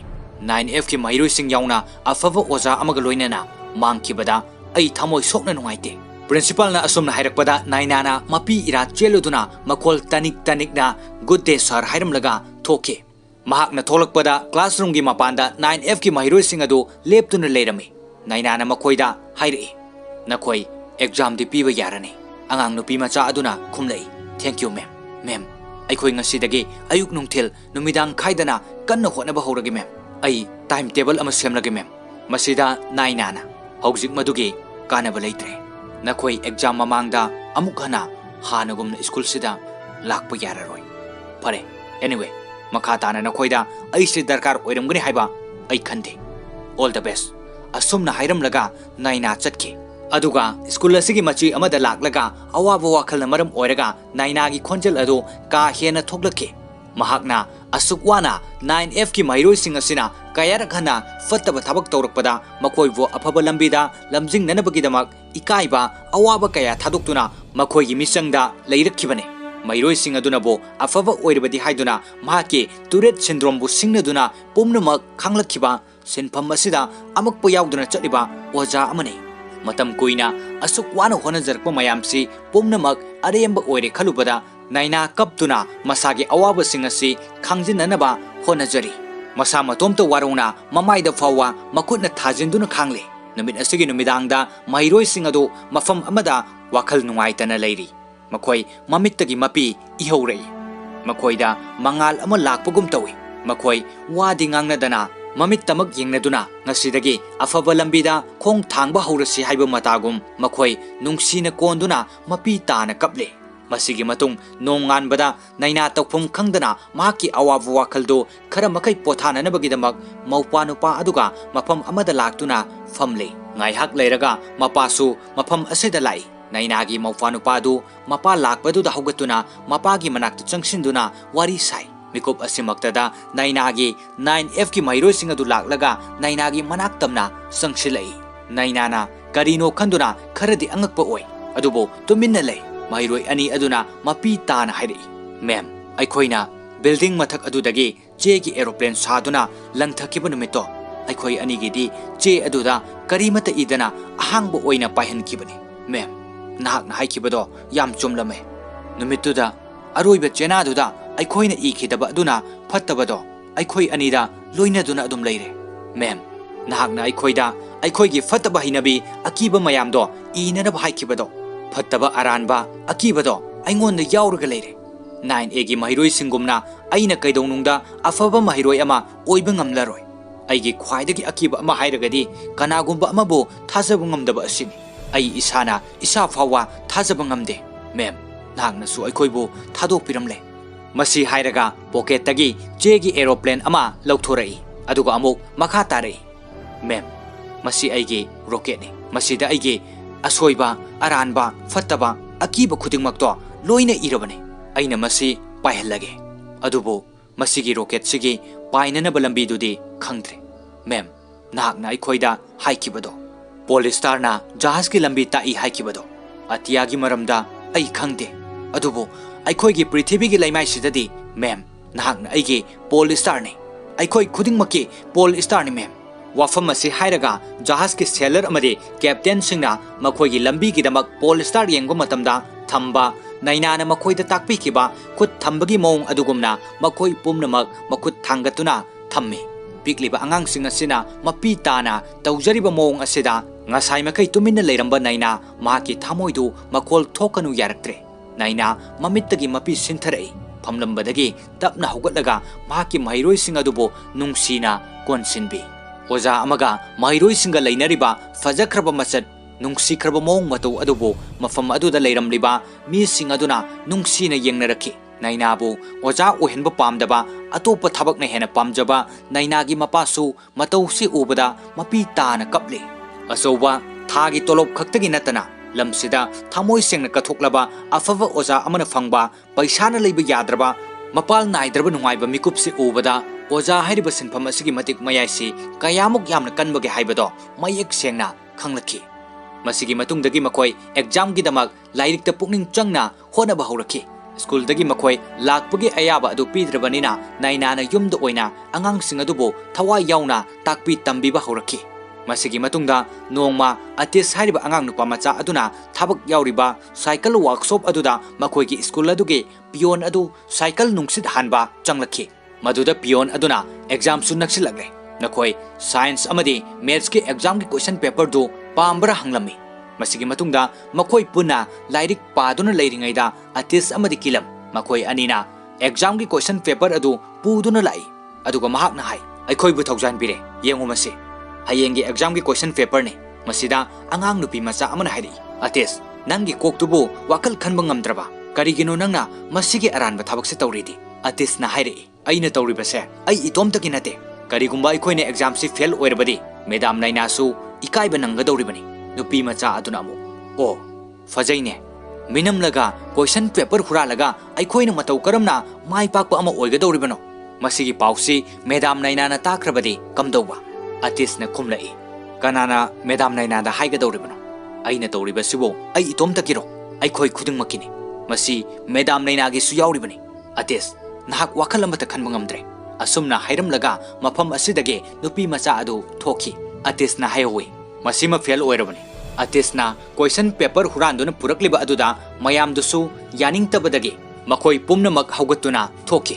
ꯃꯊꯪꯒꯤ ꯅꯣꯡꯉꯥꯟꯕꯒꯤ ꯅꯨꯃꯤꯠꯇ ꯑꯦꯛꯖꯥꯝꯒꯤ ꯄꯨꯡꯐꯝ ꯑꯗꯨ ꯌꯧꯔꯗꯨꯅ ꯃꯈꯣꯏꯁꯤꯡ ꯑꯗꯨ exam ꯍꯣꯜꯗ ꯐꯝꯂꯗꯨꯅ ꯏꯕ ꯍꯧꯔꯝꯃꯤ ꯀꯟꯅ ꯅꯤꯡꯊꯤꯅ ꯍꯣꯠꯅꯈꯤꯕꯅ 9Fꯀꯤ ꯃꯍꯩꯔꯣꯏ 13 ꯑꯗꯨꯒꯤ ꯃꯅꯨꯡꯗ 12ꯗꯤ ꯌꯥꯝꯅ ꯅꯨꯡꯉꯥꯏꯅ ꯑꯦꯛꯖꯥꯝ ꯑꯗꯨ ꯃꯥꯌꯣꯛꯅꯔꯝꯃꯤ ꯑꯗꯨꯒ ꯑꯇꯤꯁ ꯑꯃꯗꯤ ꯀꯤꯂꯝ ꯃꯈꯣꯏ ꯑꯅꯤꯗꯤ ꯂꯣꯟꯅ ꯂꯧꯔꯛꯈꯤꯕ ꯀꯣꯏꯁꯟ ꯄꯦꯄꯔ ꯑꯗꯨꯒ ꯃꯥꯟꯅꯔꯝꯗꯕꯗꯒꯤ ꯃꯈꯣꯏ ꯑꯅꯤ ꯌꯦꯡꯅꯗꯨꯅ ꯋꯥꯈꯜ ꯋꯥꯅ ꯂꯩꯔꯤ 9Fꯀꯤ ꯔꯨꯝ ꯑꯁꯤꯗ ꯏꯟꯚꯤꯖꯤꯂꯦꯇꯔ ꯑꯣꯏꯅ ꯂꯩꯔꯤꯕ ꯑꯣꯖꯥ ꯑꯁꯤꯅ ꯋꯥꯗꯤꯌꯥꯅꯤ ꯅꯥꯏꯅꯥꯗꯤ 9Aꯒꯤ ꯔꯨꯝꯗ ꯑꯣꯏꯅ ꯇꯥꯕꯅꯤ ꯑꯁꯨꯝꯅ ꯇꯣꯉꯥꯟ ꯇꯣꯉꯥꯟꯕ ꯁꯕꯖꯦꯛꯁꯤꯡ ꯑꯗꯨ ꯅꯣꯡꯃ ꯅꯣꯡꯃꯒꯤ ꯃꯊꯪ ꯃꯊꯪ ꯑꯦꯛꯖꯥꯝ ꯄꯤꯈꯤꯕꯅ ꯉꯁꯤ ꯑꯁꯤ ꯑꯦꯛꯖꯥꯝꯒꯤ ꯑꯔꯣꯏꯕ ꯅꯨꯃꯤꯠꯅꯤ ꯑꯦꯛꯖꯥꯝ ꯍꯣꯜꯗꯒꯤ ꯑꯉꯥꯡꯁꯤꯡ ꯑꯗꯨ ꯍꯔꯥꯎ ꯍꯔꯥꯎ ꯆꯦꯟꯊꯣꯔꯛꯂꯒ ꯅꯥꯏꯅꯥꯗ ꯀꯣꯏꯁꯟ ꯑꯗꯨ ꯌꯦꯡꯍꯜꯂꯤ ꯑꯗꯨꯒ ꯑꯉꯥꯡ ꯑꯃꯅ ꯍꯥꯏꯔꯛꯏ ꯃꯦꯝ ꯀꯩꯁꯨ ꯋꯥꯔꯨꯔꯅꯨ ꯑꯩꯈꯣꯏ ꯂꯣꯏꯅ ꯄꯥꯁ ꯇꯧꯔꯅꯤ ꯑꯁꯨꯝꯅ ꯍꯥꯏꯔꯛꯏ ꯅꯥꯏꯅꯥꯅ ꯃꯈꯣꯏꯒꯤ ꯈꯟꯕꯗ ꯋꯥꯔꯝꯕ ꯑꯗꯨ ꯈꯔ ꯃꯈꯩ ꯍꯔꯥꯎꯖꯩ ꯑꯁꯨꯝꯅ ꯅꯨꯃꯤꯠ ꯈꯔꯅꯤ ꯍꯧꯈ꯭ꯔꯕ ꯃꯇꯨꯡ ꯉꯁꯤ ꯑꯁꯤ ꯑꯦꯛꯖꯥꯝ ꯔꯤꯖꯜ ꯍꯥꯏꯗꯣꯛꯄ ꯅꯨꯃꯤꯠꯅꯤ ꯁ꯭ꯀꯨꯜ ꯑꯁꯤꯒꯤ ꯅꯣꯇꯤꯁ ꯕꯣꯔꯗꯇ ꯑꯉꯥꯡꯁꯤꯡ ꯑꯗꯨ ꯔꯤꯖꯜ ꯌꯦꯡꯅꯔꯤ ꯔꯤꯖꯜ ꯌꯦꯡꯂꯝꯕꯗꯒꯤ ꯑꯇꯤꯁ ꯍꯥꯏꯔꯤꯕ ꯑꯉꯥꯡ ꯑꯗꯨ ꯋꯥ ꯑꯃꯠꯇ ꯉꯥꯡꯗꯅ ꯇꯞꯅ ꯊꯣꯛꯂꯛꯏ ꯑꯗꯨꯒ ꯃꯃꯥꯟꯅꯕ ꯑꯃꯗ ꯄꯥꯁ ꯇꯧꯔꯦ ꯍꯥꯏꯅ ꯍꯥꯏ ꯑꯗꯨꯒ 9Fꯀꯤ ꯎꯔꯨ ꯍꯥꯏꯔꯤꯕ ꯅꯨꯄꯤ ꯃꯆꯥ ꯑꯁꯤꯅ ꯇꯣꯄꯔ ꯑꯣꯏꯔꯦ ꯍꯥꯏꯗꯨꯅ ꯅꯨꯡꯉꯥꯏꯕ ꯐꯣꯡꯗꯣꯛꯂꯝꯃꯤ 9Fꯀꯤ ꯑꯉꯥꯡꯁꯤꯡ ꯑꯗꯨ ꯑꯦꯛꯖꯥꯝ ꯄꯥꯁ ꯇꯧꯔꯛꯄꯗ ꯃꯈꯣꯏ ꯍꯔꯥꯎꯅꯔꯤ ꯉꯥꯏꯍꯥꯛ ꯂꯩꯔꯒ ꯀꯤꯂꯝ ꯂꯩꯕ ꯎꯗꯕꯗꯨꯗ ꯀꯤꯂꯝ ꯊꯤꯔꯛꯏ ꯀꯤꯂꯝꯗꯤ ꯃꯈꯣꯏꯅ ꯍꯔꯥꯎꯅꯔꯤꯕ ꯑꯗꯨꯒꯤ ꯃꯅꯥꯛꯇꯒꯤ ꯈꯔ ꯂꯥꯞꯊꯣꯛꯅ ꯋꯥ ꯉꯥꯡꯗꯅ ꯎꯪꯗꯨꯅ ꯂꯩꯔꯤ ꯑꯉꯥꯡꯁꯤꯡ ꯑꯗꯨ ꯀꯤꯂꯝꯒꯤ ꯃꯑꯣꯡꯗꯨ ꯎꯕꯗ ꯋꯥꯈꯜ ꯅꯨꯡꯉꯥꯏꯇꯅ ꯆꯪꯁꯤꯟꯕꯗ ꯀꯤꯂꯝꯅ ꯍꯥꯏꯔꯛꯏ ꯀꯃꯥꯏꯅ ꯇꯧꯔꯤꯅꯣ ꯈꯪꯗꯦ ꯑꯩꯁꯨ ꯄꯥꯁ ꯇꯧꯔꯦ ꯍꯥꯏꯔꯛꯏ ꯋꯥꯍꯩꯗꯨ ꯇꯥꯕꯗ ꯃꯈꯣꯏ ꯀꯟꯅ ꯂꯥꯎꯗꯨꯅ ꯍꯔꯥꯎꯅꯔꯝꯃꯤ ꯍꯧꯖꯤꯛꯇꯤ 9Fꯀꯤ ꯃꯍꯩꯔꯣꯏꯁꯤꯡ ꯑꯃꯠꯇ ꯆꯤꯊꯗꯅ ꯑꯦꯛꯖꯥꯝ ꯄꯥꯁ ꯇꯧꯔꯦ ꯃꯁꯤꯗꯒꯤ ꯍꯦꯟꯗꯣꯛꯇꯨꯅ ꯇꯣꯄꯔꯁꯨ ꯌꯥꯎꯔꯦ ꯃꯊꯪꯒꯤ ꯁꯤꯟꯗ ꯋꯥꯗꯤꯌꯥ ꯑꯃꯗꯤ ꯅꯥꯏꯅꯥ ꯌꯥꯎꯅ ꯄ꯭ꯔꯤꯟꯁꯤꯄꯥꯜꯒꯤ ꯔꯨꯝꯗ ꯋꯥꯔꯤ ꯁꯥꯟꯅꯔꯤ ꯋꯥꯗꯤꯌꯥꯅ ꯍꯥꯏꯔꯛꯏ 9Fꯅ ꯆꯨꯝꯅꯒꯤ ꯄꯥꯁ ꯇꯧꯕꯗ ꯅꯠꯇꯅ ꯇꯣꯄꯔ ꯐꯥꯎꯕ ꯌꯧꯔꯛꯂꯤꯕꯁꯤ ꯃꯁꯤ ꯃꯈꯣꯏꯅ ꯀꯟꯅ ꯍꯣꯠꯅꯔꯒ ꯄꯥꯁ ꯇꯧꯔꯛꯄ ꯅꯠꯇꯦ ꯍꯨꯔꯥꯜꯂꯒ ꯄꯥꯁ ꯇꯧꯔꯛꯄꯅꯤ ꯁ꯭ꯀꯨꯜ ꯑꯁꯤꯒꯤ ꯄꯤꯌꯣꯟ ꯁ꯭ꯌꯥꯝꯂꯥꯜꯗꯒꯤ 9Fꯀꯤ ꯑꯇꯤꯁ ꯑꯃꯗꯤ ꯀꯤꯂꯝ ꯃꯈꯣꯏ ꯑꯅꯤꯗ ꯁꯥꯏꯟꯁ ꯑꯃꯗꯤ ꯃꯦꯊꯁꯀꯤ ꯀꯣꯏꯁꯟ ꯄꯦꯄꯔ ꯑꯗꯨ ꯂꯤꯛ ꯑꯣꯏꯈ꯭ꯔꯦ ꯅꯥꯏꯅꯥꯅꯗꯤ ꯃꯈꯣꯏꯅ ꯀꯩꯗꯧꯉꯩꯗ ꯃꯤꯅꯝꯂꯣꯏ ꯃꯈꯣꯏꯅ ꯍꯣꯠꯅꯖꯕꯗꯒꯤ ꯃꯍꯩ ꯑꯗꯨ ꯐꯪꯖꯕꯅꯤ ꯍꯥꯏ ꯑꯗꯨꯕꯨ ꯃꯍꯥꯛꯀꯤ ꯋꯥ ꯑꯗꯨ ꯇꯥꯔꯝꯗꯦ ꯄ꯭ꯔꯤꯟꯁꯤꯄꯥꯜ ꯑꯗꯨꯅ ꯍꯌꯦꯡꯒꯤ ꯑꯦꯁꯦꯝꯕ꯭ꯂꯤꯗ ꯄꯨꯝꯅꯃꯛ ꯈꯪꯂꯅꯤ ꯃꯤꯁ ꯃꯥꯊꯨꯔ ꯄꯨꯝꯅꯃꯛ ꯈꯪꯂꯦ ꯆꯠꯈꯤꯕ ꯌꯥꯔꯅꯤ ꯑꯁꯨꯝꯅ ꯍꯥꯏꯔꯛꯄꯗ ꯅꯥꯏꯅꯥ ꯃꯥꯊꯨꯔ ꯄ꯭ꯔꯤꯟꯁꯤꯄꯥꯜ ꯔꯨꯝꯗꯒꯤ ꯊꯣꯛꯂꯛꯈꯤ ꯃꯄꯥꯟꯗ ꯑꯉꯥꯡꯁꯤꯡꯗꯨ ꯂꯩꯔꯝꯃꯤ ꯑꯇꯤꯁꯅ ꯍꯥꯏꯔꯛꯏ ꯃꯦꯝ ꯑꯩꯅ ꯇꯁꯦꯡꯅ ꯍꯥꯏꯖꯔꯤ ꯑꯩꯈꯣꯏꯅ ꯀꯣꯏꯁꯟ ꯄꯦꯄꯔꯗꯤ ꯐꯪꯈꯤ ꯑꯗꯨꯕꯨ ꯑꯩꯈꯣꯏ ꯃꯤꯅꯝꯕꯗꯤ ꯇꯧꯈꯤꯗꯦ ꯑꯗꯨꯒ ꯑꯉꯥꯡ ꯅꯨꯄꯤ ꯃꯆꯥ ꯑꯗꯨꯅ ꯑꯃꯨꯛ ꯍꯥꯏꯔꯛꯏ ꯃꯦꯝ ꯋꯥ ꯈꯔꯗꯤ ꯍꯥꯏꯕꯤꯌꯨ ꯀꯔꯤꯒꯤꯅꯣ ꯃꯦꯝ ꯃꯦꯝꯅ ꯑꯩꯈꯣꯏꯗ ꯉꯥꯡꯕꯤꯗ꯭ꯔꯤꯕ ꯆꯩꯕꯤꯗ꯭ꯔꯤꯕꯗꯨꯕꯨ ꯃꯁꯤꯗ ꯅꯥꯏꯅꯥꯅ ꯑꯩ ꯈꯪꯉꯤ ꯅꯈꯣꯏ ꯀꯅꯥꯃꯠꯇꯅ ꯃꯤꯅꯝꯕ ꯊꯕꯛ ꯇꯧꯈꯤꯗꯦ ꯍꯥꯏꯕ ꯅꯨꯄꯥ ꯃꯆꯥ ꯑꯃꯅ ꯑꯃꯨꯛ ꯃꯦꯝ ꯑꯩꯈꯣꯏꯁꯦ ꯅꯍꯥꯛꯀꯤ ꯑꯍꯥꯟꯕ ꯃꯍꯩꯔꯣꯏ ꯉꯥꯛꯇꯅꯤ ꯑꯁꯨꯝꯅ ꯍꯥꯏꯔꯛꯄꯗ ꯅꯥꯏꯅꯥꯅ ꯃꯈꯣꯏꯕꯨ ꯅꯨꯡꯁꯤꯅ ꯀꯣꯟꯕꯤꯔꯤ ꯃꯊꯪꯒꯤ ꯁꯤꯟꯗ ꯋꯥꯗꯤꯌꯥ ꯑꯃꯗꯤ ꯃꯍꯥꯛꯀꯤ 9Aꯒꯤ ꯃꯍꯩꯔꯣꯏ ꯑꯛꯁꯦꯒ ꯃꯈꯣꯏ ꯑꯅꯤ ꯋꯥꯔꯤ ꯁꯥꯟꯅꯔꯤ ꯋꯥꯗꯤꯌꯥꯅ ꯍꯥꯏ 9Fꯀꯤ ꯐꯠꯇꯔꯕ ꯃꯍꯩꯔꯣꯏꯁꯤꯡꯅ ꯃꯔꯝ ꯑꯣꯏꯔꯒ ꯃꯁꯤꯒꯤ ꯆꯍꯤꯁꯤꯒꯤ ꯑꯣꯏꯅ ꯑꯩꯈꯣꯏꯅ ꯅꯦꯁꯅꯦꯜ ꯁꯥꯏꯟꯁ ꯐꯦꯌꯔꯗ ꯄꯥꯔꯇꯤꯁꯤꯄꯦꯠ ꯇꯧꯕ ꯉꯝꯗ꯭ꯔꯦ ꯑꯗꯨꯒ ꯑꯃꯨꯛ ꯑꯛꯁꯦꯅ ꯍꯥꯏꯔꯛꯏ ꯑꯗꯨꯕꯨ ꯁꯥꯔ ꯍꯧꯖꯤꯛꯇꯤ ꯑꯩꯈꯣꯏꯒꯤ ꯑꯆꯧꯕ ꯃꯥꯏꯄꯥꯛꯄ ꯑꯃꯗꯤ ꯑꯣꯏꯔꯦ ꯄꯨꯝꯅꯃꯛꯁꯤꯒꯤ ꯃꯇꯨꯡꯗ ꯍꯧꯖꯤꯛꯇꯤ ꯑꯩꯈꯣꯏꯅ 9Fꯄꯨ ꯁ꯭ꯀꯨꯜꯁꯤꯗꯒꯤ ꯇꯥꯟꯊꯣꯛꯈ꯭ꯔꯦ ꯋꯥꯗꯤꯌꯥꯅ ꯀꯔꯤ ꯑꯩꯈꯣꯏꯅ ꯍꯣꯏ ꯁꯥꯔ ꯑꯩ ꯈꯪꯉꯤ ꯃꯗꯨ ꯅꯠꯇ꯭ꯔ ꯁꯥꯔꯅ ꯄꯥꯝꯂꯤꯁꯦ ꯃꯗꯨ ꯑꯩꯅ ꯄꯥꯡꯊꯣꯛꯈ꯭ꯔꯦ ꯁꯥꯔ ꯑꯩꯅ ꯄꯤꯌꯣꯟ ꯁ꯭ꯌꯥꯝꯂꯥꯟ ꯊꯥꯔꯒ 9Fꯀꯤ ꯑꯇꯤꯁ ꯑꯃꯗꯤ ꯀꯤꯂꯝꯗ ꯑꯔꯥꯟꯕ ꯀꯣꯏꯁꯟ ꯄꯦꯄꯔ ꯄꯤꯁꯤꯟꯕꯅꯤ ꯃꯗꯨ ꯑꯣꯏꯔꯕꯗꯤ ꯃꯈꯣꯏꯅ ꯑꯔꯥꯟꯕ ꯑꯟꯁꯔꯁꯤꯡ ꯑꯗꯨ ꯄꯥꯔꯅꯤ ꯑꯗꯨꯒ ꯐꯦꯜ ꯑꯣꯏꯔꯅꯤ ꯈꯜꯂꯨꯕꯅꯤ ꯑꯗꯨꯕꯨ ꯍꯦꯟꯅ ꯐꯕ ꯑꯃ ꯑꯣꯏꯔꯛꯑꯦ ꯄꯨꯝꯅꯃꯛ ꯑꯣꯏꯔꯕꯁꯨ ꯍꯧꯖꯤꯛꯇꯤ ꯃꯈꯣꯏ ꯁꯦꯟ ꯅꯣꯔꯀꯁ ꯁ꯭ꯀꯨꯜ ꯑꯁꯤꯗꯒꯤ ꯇꯥꯟꯊꯣꯛꯈ꯭ꯔꯦ ꯑꯗꯨꯒ ꯑꯔꯣꯏꯕꯗ ꯁꯥꯔ ꯄ꯭ꯔꯤꯐꯦꯛ ꯕꯦꯁꯁꯤ 9Aꯗ ꯑꯗꯨꯝ ꯂꯩꯈꯤꯅꯤ ꯑꯩꯅ ꯋꯥꯁꯛꯇꯨꯅ ꯍꯥꯏꯔꯤꯁꯤꯅꯤ ꯃꯊꯪꯒꯤ ꯆꯍꯤꯗꯗꯤ ꯑꯩꯈꯣꯏꯅ ꯅꯦꯁꯅꯦꯜ ꯁꯥꯏꯟꯁ ꯐꯦꯌꯔꯁꯨ ꯌꯥꯎꯕ ꯐꯪꯂꯅꯤ ꯁꯥꯔ ꯑꯁꯨꯝꯅ ꯍꯥꯏꯔꯝꯂꯒ ꯑꯛꯁꯦ ꯀ꯭ꯂꯥꯁ ꯌꯥꯎꯕ ꯆꯪꯈꯤ ꯋꯥꯗꯤꯌꯥ ꯋꯥꯈꯜ ꯈꯟꯗꯨꯅ ꯂꯩꯍꯧꯏ ꯃꯊꯪꯒꯤ ꯅꯣꯡꯉꯥꯟꯕꯗ ꯑꯣꯖꯥꯁꯤꯡ ꯌꯥꯎꯅ ꯃꯍꯩꯔꯣꯏꯁꯤꯡ ꯁꯨꯅ ꯇꯤꯟꯕ ꯃꯃꯥꯡꯗ ꯄ꯭ꯔꯤꯟꯁꯤꯄꯥꯜꯅ ꯋꯥ ꯉꯥꯡꯂꯛꯏ 9Fꯀꯤ ꯃꯍꯩꯔꯣꯏꯁꯤꯡꯅ ꯇꯧꯔꯤꯕꯁꯤꯡꯁꯤ ꯂꯧꯈꯠꯐꯝ ꯑꯃꯠꯇ ꯌꯥꯎꯗ꯭ꯔꯦ ꯑꯩꯈꯣꯏꯅ ꯋꯥꯔꯦꯞ ꯑꯃ ꯂꯧꯔꯦ 9Fꯁꯤ ꯁꯦꯟ ꯅꯣꯔꯀꯁ ꯁ꯭ꯀꯨꯜ ꯑꯁꯤꯒꯤ ꯁꯔꯨꯛ ꯇꯧꯖꯔꯤ ꯃꯇꯝ ꯆꯨꯞꯄꯒꯤ ꯑꯣꯏꯅ ꯁ꯭ꯀꯨꯜ ꯑꯁꯤꯗꯒꯤ ꯇꯥꯟꯊꯣꯛꯂꯅꯤ ꯈꯜꯂꯨꯕꯗ 9Fꯀꯤ ꯑꯉꯥꯡꯁꯤꯡ ꯑꯗꯨ ꯀꯞꯇꯨꯅ ꯈꯥꯡꯂꯤ ꯑꯗꯨꯒ ꯋꯥꯗꯤꯌꯥꯅ ꯑꯃꯨꯛ ꯋꯥ ꯉꯥꯡꯕ ꯍꯧꯔꯛꯏ ꯑꯩꯅ ꯈꯔ ꯑꯉꯥꯡ ꯑꯣꯏꯔꯤꯉꯩ ꯃꯇꯝꯗ ꯑꯩꯅ ꯈꯟꯈꯤ ꯑꯣꯖꯥ ꯑꯃ ꯑꯣꯏꯕꯁꯤ ꯈ꯭ꯋꯥꯏꯗꯒꯤ ꯑꯔꯨꯕ ꯑꯃꯅꯤ ꯍꯥꯏꯅ ꯉꯁꯤꯗꯤ ꯑꯩꯅ ꯆꯍꯤ 10 ꯑꯣꯖꯥ ꯑꯃ ꯑꯣꯏꯅ ꯇꯥꯛꯄꯤ ꯇꯝꯕꯤꯗꯨꯅ ꯂꯥꯛꯄꯁꯤꯗ ꯑꯩꯅ ꯈꯪꯂꯛꯂꯦ ꯃꯁꯤ ꯑꯔꯥꯏꯕ ꯁꯤꯟꯐꯝ ꯑꯃ ꯅꯠꯇꯦ ꯃꯍꯩꯔꯣꯏꯁꯤꯡꯗ ꯂꯥꯟꯅ ꯇꯥꯛꯁꯟꯈꯤꯕ ꯃꯇꯝꯗ ꯃꯈꯣꯏꯒꯤ ꯃꯥꯔꯛ ꯑꯗꯨ ꯀꯛꯀꯗꯧꯔꯤꯕꯅꯤ ꯃꯈꯣꯏꯒꯤ ꯄꯨꯟꯁꯤꯗ ꯂꯥꯟꯅ ꯆꯠꯈꯤꯒꯗꯧꯔꯤꯕꯅꯤ ꯑꯗꯨꯒ ꯂꯥꯟꯅ ꯇꯥꯛꯁꯤꯟꯈꯤꯕ ꯃꯇꯝꯗ ꯑꯣꯖꯥꯗꯨꯒꯤ ꯃꯥꯔꯛ ꯀꯛꯂꯣꯏ ꯇꯥꯛꯄꯤꯕꯗꯤ ꯌꯥꯝꯅ ꯂꯥꯏ ꯑꯗꯨꯒ ꯃꯈꯣꯏꯗ ꯈꯪꯍꯟꯕ ꯍꯩꯍꯟꯕꯗꯤ ꯌꯥꯝꯅ ꯂꯨꯏ ꯑꯩꯅ ꯄꯤꯌꯣꯟ ꯁ꯭ꯌꯥꯝꯂꯥꯟꯗ ꯑꯔꯥꯟꯕ ꯀꯣꯏꯁꯟ ꯄꯦꯄꯔ ꯑꯗꯨ ꯂꯤꯛ ꯑꯣꯏꯍꯟꯈꯤꯕꯅꯤ 9Fꯅ ꯑꯔꯥꯟꯕ ꯀꯣꯏꯁꯟꯁꯤꯡ ꯑꯗꯨꯒꯤ ꯑꯟꯁꯔ ꯑꯗꯨ ꯄꯥꯔꯒ ꯐꯦꯜ ꯑꯣꯏꯅꯅꯕ ꯑꯗꯨꯕꯨ ꯃꯈꯣꯏꯗꯤ ꯐꯦꯜ ꯑꯣꯏꯗ꯭ꯔꯦ ꯑꯩꯅ ꯃꯈꯣꯏꯕꯨ ꯐꯦꯜ ꯑꯣꯏꯍꯟꯕ ꯄꯥꯝꯈꯤꯕꯅꯤ ꯃꯤꯁ ꯃꯥꯊꯨꯔ 9Fꯀꯤ ꯃꯍꯩꯔꯣꯏꯁꯤꯡꯒ ꯂꯣꯏꯅꯅ ꯁ꯭ꯇꯦꯖꯇ ꯑꯃꯨꯛꯇ ꯀꯥꯈꯠꯄꯤꯔꯛꯎ ꯑꯁꯨꯝꯅ ꯍꯥꯏꯔꯛꯄꯗꯒꯤ ꯅꯩꯅꯥꯒ ꯂꯣꯏꯅꯅ ꯑꯉꯥꯡꯁꯤꯡꯗꯨ ꯁ꯭ꯇꯦꯖꯇ ꯀꯥꯈꯠꯇꯨꯅ ꯂꯦꯞꯄꯤ ꯑꯗꯨꯒ ꯑꯃꯨꯛ ꯋꯥꯗꯤꯌꯥꯅ ꯃꯈꯥ ꯇꯥꯅ ꯍꯥꯏꯔꯛꯏ ꯃꯈꯣꯏꯒꯤ ꯃꯍꯩꯔꯣꯏꯁꯤꯡꯕꯨ ꯑꯔꯥꯏꯕ ꯃꯑꯣꯡꯗ ꯇꯥꯛꯄꯤ ꯇꯝꯕꯤꯕ ꯉꯝꯕ ꯑꯣꯖꯥ ꯈꯔ ꯂꯩ ꯃꯈꯣꯏꯗꯗꯤ ꯃꯍꯩꯔꯣꯏꯁꯤꯡꯕꯨ ꯈꯪꯍꯟꯕ ꯍꯩꯍꯟꯕ ꯇꯥꯛꯄꯤ ꯇꯝꯕꯤꯕ ꯍꯥꯏꯕꯁꯤ ꯑꯔꯨꯕ ꯑꯃ ꯅꯠꯇꯦ ꯑꯁꯨꯝꯅ ꯍꯥꯏꯔꯒ ꯋꯥꯗꯤꯌꯥꯅ ꯅꯩꯅꯥꯒꯤ ꯃꯅꯥꯛꯇ ꯆꯪꯁꯤꯜꯂꯒ ꯄ꯭ꯔꯤꯐꯦꯛ ꯕꯦꯁ ꯑꯅꯤ ꯄꯤꯔꯒ ꯏꯀꯥꯏ ꯈꯨꯝꯅꯕ ꯎꯠꯄꯤꯌꯨ ꯍꯥꯏ ꯅꯩꯅꯥꯅ ꯕꯦꯁ ꯑꯗꯨ ꯂꯧꯗ꯭ꯔꯤꯉꯩꯗ ꯃꯤꯠꯂꯨ ꯄꯤꯔꯥꯡ ꯏꯍꯧꯅ ꯃꯍꯥꯛꯀꯤ ꯃꯤꯠꯌꯦꯡ ꯑꯗꯨ ꯄ꯭ꯔꯤꯟꯁꯤꯄꯥꯜꯗ ꯊꯝꯃꯤ ꯄ꯭ꯔꯤꯟꯁꯤꯄꯥꯜ ꯑꯗꯨꯅꯁꯨ ꯂꯧꯁꯤꯜꯂꯨ ꯍꯥꯏꯕ ꯏꯪꯒꯤꯠꯇ ꯃꯉꯛ ꯅꯣꯝꯂꯛꯏ ꯃꯁꯤꯗꯒꯤ ꯅꯩꯅꯥꯅ ꯕꯦꯁ ꯑꯗꯨ ꯂꯧꯗꯨꯅ ꯇꯣꯄꯔ ꯑꯣꯏꯔꯛꯂꯤꯕ ꯃꯍꯥꯛꯀꯤ 9Fꯀꯤ ꯃꯍꯩꯔꯣꯏ ꯅꯨꯄꯤ ꯃꯆꯥ ꯑꯗꯨꯗ ꯕꯦꯁ ꯑꯅꯤ ꯑꯗꯨ ꯊꯦꯠꯄꯤꯗꯨꯅ ꯏꯀꯥꯏ ꯈꯨꯝꯅꯕ ꯎꯠꯂꯤ ꯃꯍꯩꯔꯣꯏꯁꯤꯡ ꯑꯃꯗꯤ ꯑꯣꯖꯥꯁꯤꯡ ꯑꯗꯨ ꯈꯨꯕꯥꯛ ꯍꯧꯅ ꯈꯨꯅꯔꯤ ꯃꯇꯝ ꯀꯨꯏꯅ ꯋꯥꯅ ꯍꯣꯠꯅꯖꯔꯛꯄꯒꯤ ꯃꯍꯩꯅ ꯃꯤꯀꯨꯞꯁꯤꯒꯤ ꯑꯍꯧꯕ ꯈꯨꯕꯥꯛ ꯃꯈꯣꯜꯁꯤꯅ ꯇꯨꯖꯨꯡꯕ ꯑꯃꯒ ꯂꯣꯏꯅꯅ ꯃꯐꯝꯁꯤ ꯄꯨꯝꯅꯤꯟ ꯅꯤꯜꯂꯝꯃꯤ ꯑꯗꯨꯒ ꯑꯍꯧꯕ ꯈꯨꯕꯥꯛ ꯃꯈꯣꯜ ꯃꯔꯛ ꯑꯁꯤꯗ ꯋꯥꯗꯤꯌꯥꯅ ꯅꯩꯅꯥꯗ ꯍꯥꯏꯔꯛꯏ ꯃꯤꯁ ꯃꯥꯊꯨꯔ ꯅꯍꯥꯛꯅ ꯍꯥꯏꯈꯤꯕꯗꯣ ꯌꯥꯝꯅ ꯆꯨꯝꯃꯤ ꯐꯠꯇꯕ ꯃꯍꯩꯔꯣꯏ ꯑꯃꯠꯇ ꯂꯩꯇꯦ ꯐꯠꯇ꯭ꯔꯤꯕꯁꯦ ꯑꯣꯖꯥ ꯈꯛꯇꯅꯤ ꯑꯗꯨꯒ ꯃꯤꯀꯨꯞꯁꯤꯗ ꯅꯩꯅꯥꯒꯤ ꯊꯃꯣꯏꯅꯨꯡꯗ ꯐꯥꯎꯕ ꯅꯨꯡꯉꯥꯏꯕꯁꯤꯅ ꯃꯉꯣꯟꯗꯗꯤ ꯈꯨꯕꯥꯛ ꯃꯈꯣꯜ ꯑꯁꯤꯗꯒꯤ ꯍꯦꯟꯅ ꯈꯣꯟꯖꯦꯜ ꯊꯣꯛꯅ ꯅꯨꯡꯉꯥꯏꯕ ꯐꯥꯎꯖꯔꯝꯃꯤ ꯃꯇꯥꯡꯁꯤꯗ ꯃꯐꯝ ꯑꯁꯤꯗꯒꯤ ꯋꯥꯗꯤꯌꯥꯗꯨ ꯊꯣꯛꯈꯤ 9Aꯒꯤ ꯍꯥꯟꯅꯒꯤ ꯇꯣꯄꯔ ꯑꯛꯁꯦꯅ ꯀꯧꯗꯨꯅ ꯇꯥꯟꯅꯔꯛꯏ ꯑꯗꯨꯒ ꯃꯤꯂꯨ ꯄꯤꯔꯥꯡꯒ ꯂꯣꯏꯅꯅ ꯃꯍꯥꯛꯀꯤ ꯄ꯭ꯔꯤꯐꯦꯛ ꯕꯦꯁ ꯑꯗꯨ ꯋꯥꯗꯤꯌꯥꯗ ꯈꯨꯠꯁꯤꯟꯅꯔꯝꯃꯤ ꯋꯥꯗꯤꯌꯥꯁꯨ ꯃꯍꯥꯛꯀꯤ ꯃꯤꯂꯨ ꯄꯤꯔꯥꯡ ꯑꯗꯨ ꯇꯨꯃꯤꯟꯅ ꯂꯩꯌꯨ ꯌꯥꯔꯛꯇꯦ ꯁꯤꯟꯊꯔꯛꯏ ꯑꯗꯨꯒ ꯅꯨꯃꯤꯠ ꯈꯔꯅꯤꯒꯤ ꯃꯇꯨꯡꯗ ꯃꯊꯪꯒꯤ ꯁꯤꯟꯗ ꯅꯩꯅꯥꯒ ꯋꯥꯗꯤꯌꯥꯒ ꯍꯔꯥꯎ ꯍꯔꯥꯎ ꯋꯥꯔꯤ ꯁꯥꯟꯅꯔꯤ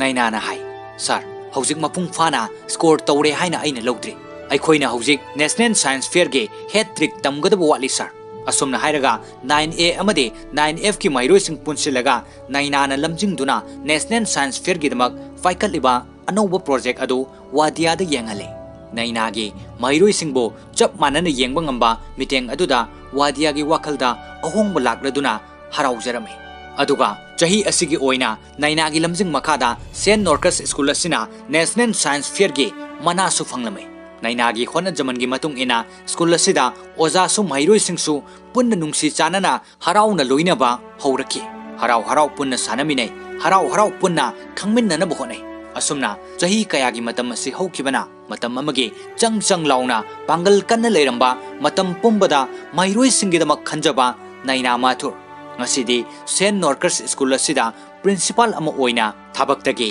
pothabagi matam yorakladuna ngasi school asi thadokpa numini ojagi sinfam asida leiduna chahi 15 gi matam hokibana ngasidi naina pangal solabi algi matam oisilagle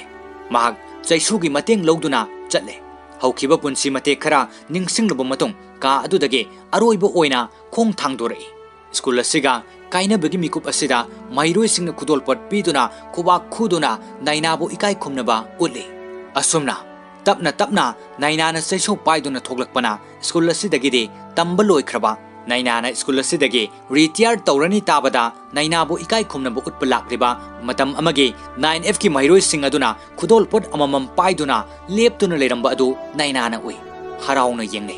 ngasidi makhoi mapung marai faraba mi amamam oinare film asida masak khangnanabagi damak matam amagi angang oiringegi saktam aduga ngasigi mapung faraba saktam asiga punna utuna ayengba singda gyan tahale naina na su makhoi gi angang oiringegi saktam adu mikuptuda ningsinglei naina gi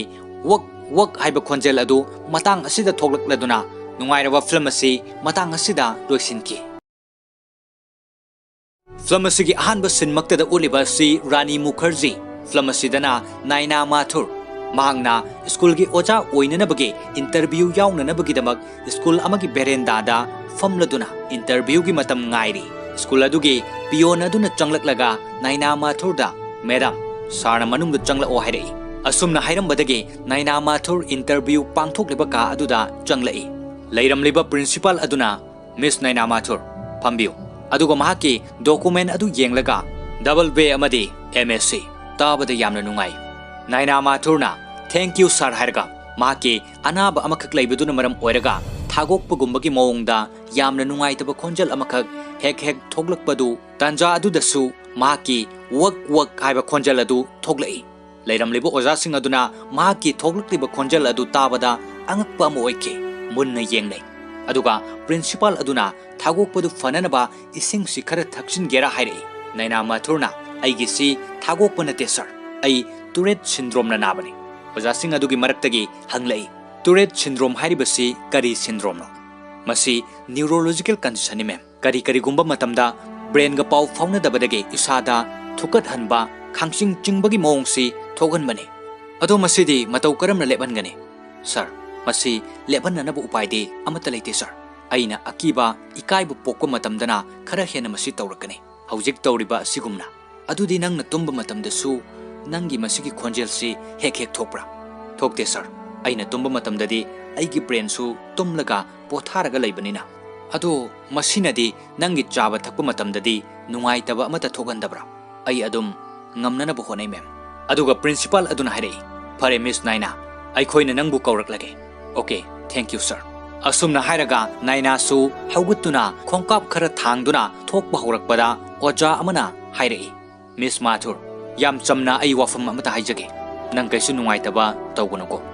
nangonda ojagi thabak phangba haibasi khara luna thokani masi natrabasu nang atopa thabak mayam ama try tawbu yai aigi wafam sinang bhap taramlani khale wafam asida Naina Mathurna nokphet tawraga sir nakhoida ai karigumba amata hangjaba yagadra yai kaisu kaidi hang sir nakhoi hana mamangda Tourette syndrome gi maramda khanglabra khangde Tourette syndrome gi maramda aikhoi karimata hana khangde ado hawjikti khangbirabra aikhoi hawjikti masigi maramda nangna haibadagi khangle adudi aina karigumba anaubo loksing khara principal amadi maru oiba mi singda tambiba takpiba ngamlagadi angang singdi aina yamna laina manage toba soidana ngamgani sir thank you asumna hairamlaga Naina Mathur mapam asidagi chatki masigi matungda pause singda hablakpa thengnabadagi atokpa school amada amok interview yauki leiramlibu oza aduna nangi thagokku manba auba khonjal ama hek thokpa asida angang singna noksilakani asumna haiduna school adudagi su mahakpu oja oibagi ayaba adu pirakhide asumna ojagi sinfambu thawai tajaba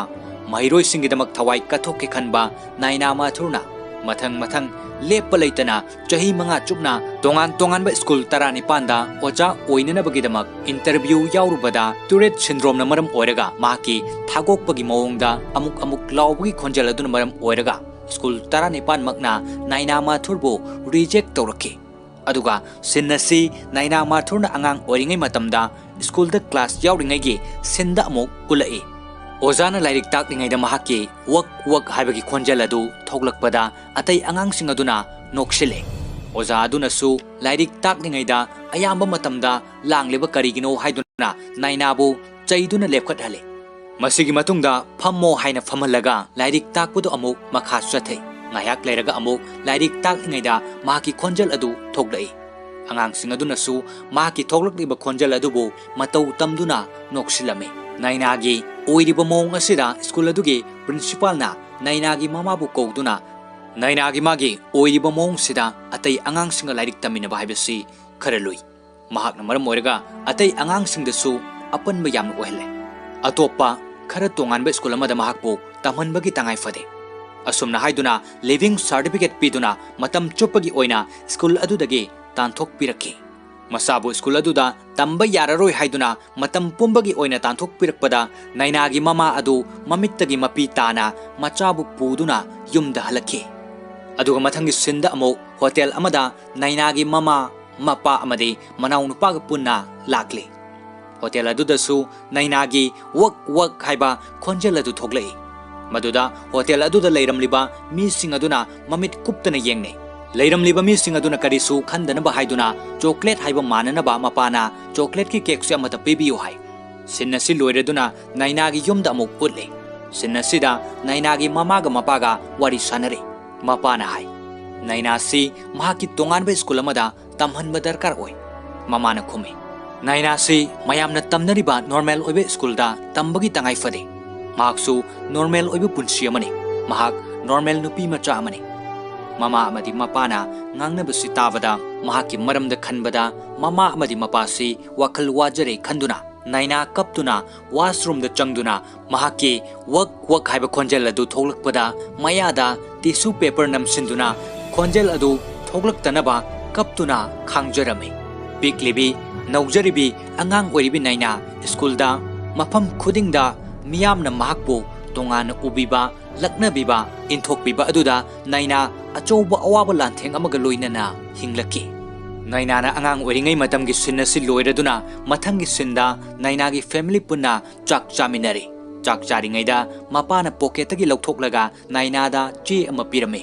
aduga hai bank ta thabak toba aigi imanaba amalai mahakna nangi damak bank aduda thabak taunanabagi offer pirakpani madu hangdoklaga paraga yengu asumna naina gi mapana hairakpada naina na bank ki thabak adu pamdabagi mato ulakpaduda mapana amuk makha tarai naina madu thabak nate part time oina sum tawgudabani mapagi wafam sida naina na ai thabak pami ojagi thabak thinanabagi damak aingonda hujik matam khara darkar oi nahakna oja oinana bu honarglibase chahi manga sure nahaki leiriba condition aduda asumna mapana haiba haurakpada naina du chak charambadagi toklaga tal oina charage haiduna tal hounanabagi damak yam totle mapadu amuk changlaklaga naina masi amuktadi paraga yengo haiduna chedu pibada naina na ai khutsi paiba yadre aduna kona tapna parage hairei naina na ojagi sinfambo yamna pamjabana atai thabak amata tau haiba yadabaduda mapana hanglei nangna oja oiba pamlibadubo oja amana tha amada maki salary si lupa kaya bu fangbage mapagi wahang asida naina na dad nahakna school college tamlingi matamda nahaki khwaidagi pamjaba oja amata leikidabra karigi leitane lei adudi nahakna khwaidagi pamjaba oja du ningsingba matamda maki salary du ningsingbra machanupi nainagi luraba fajakraba wahang asida mapadu khumfam leitana ngahyak tangdi tuminna yengduna lei aduga naina na amuk makha tarai salary khaktagi natana masida oja amana fangliba nungaibase nahakna kaidongai da khangloi ai khangi aduga MSc bed amana yumda cartoon picture yektuna karigi arembada leirino mapana asumna wangang lingai tanja simaktada nainagi mawfanu pana sen norkers tagi phone tawre e haiduna hairei sen norkers palakpaduda mahakna ojagi interview yawrba adugi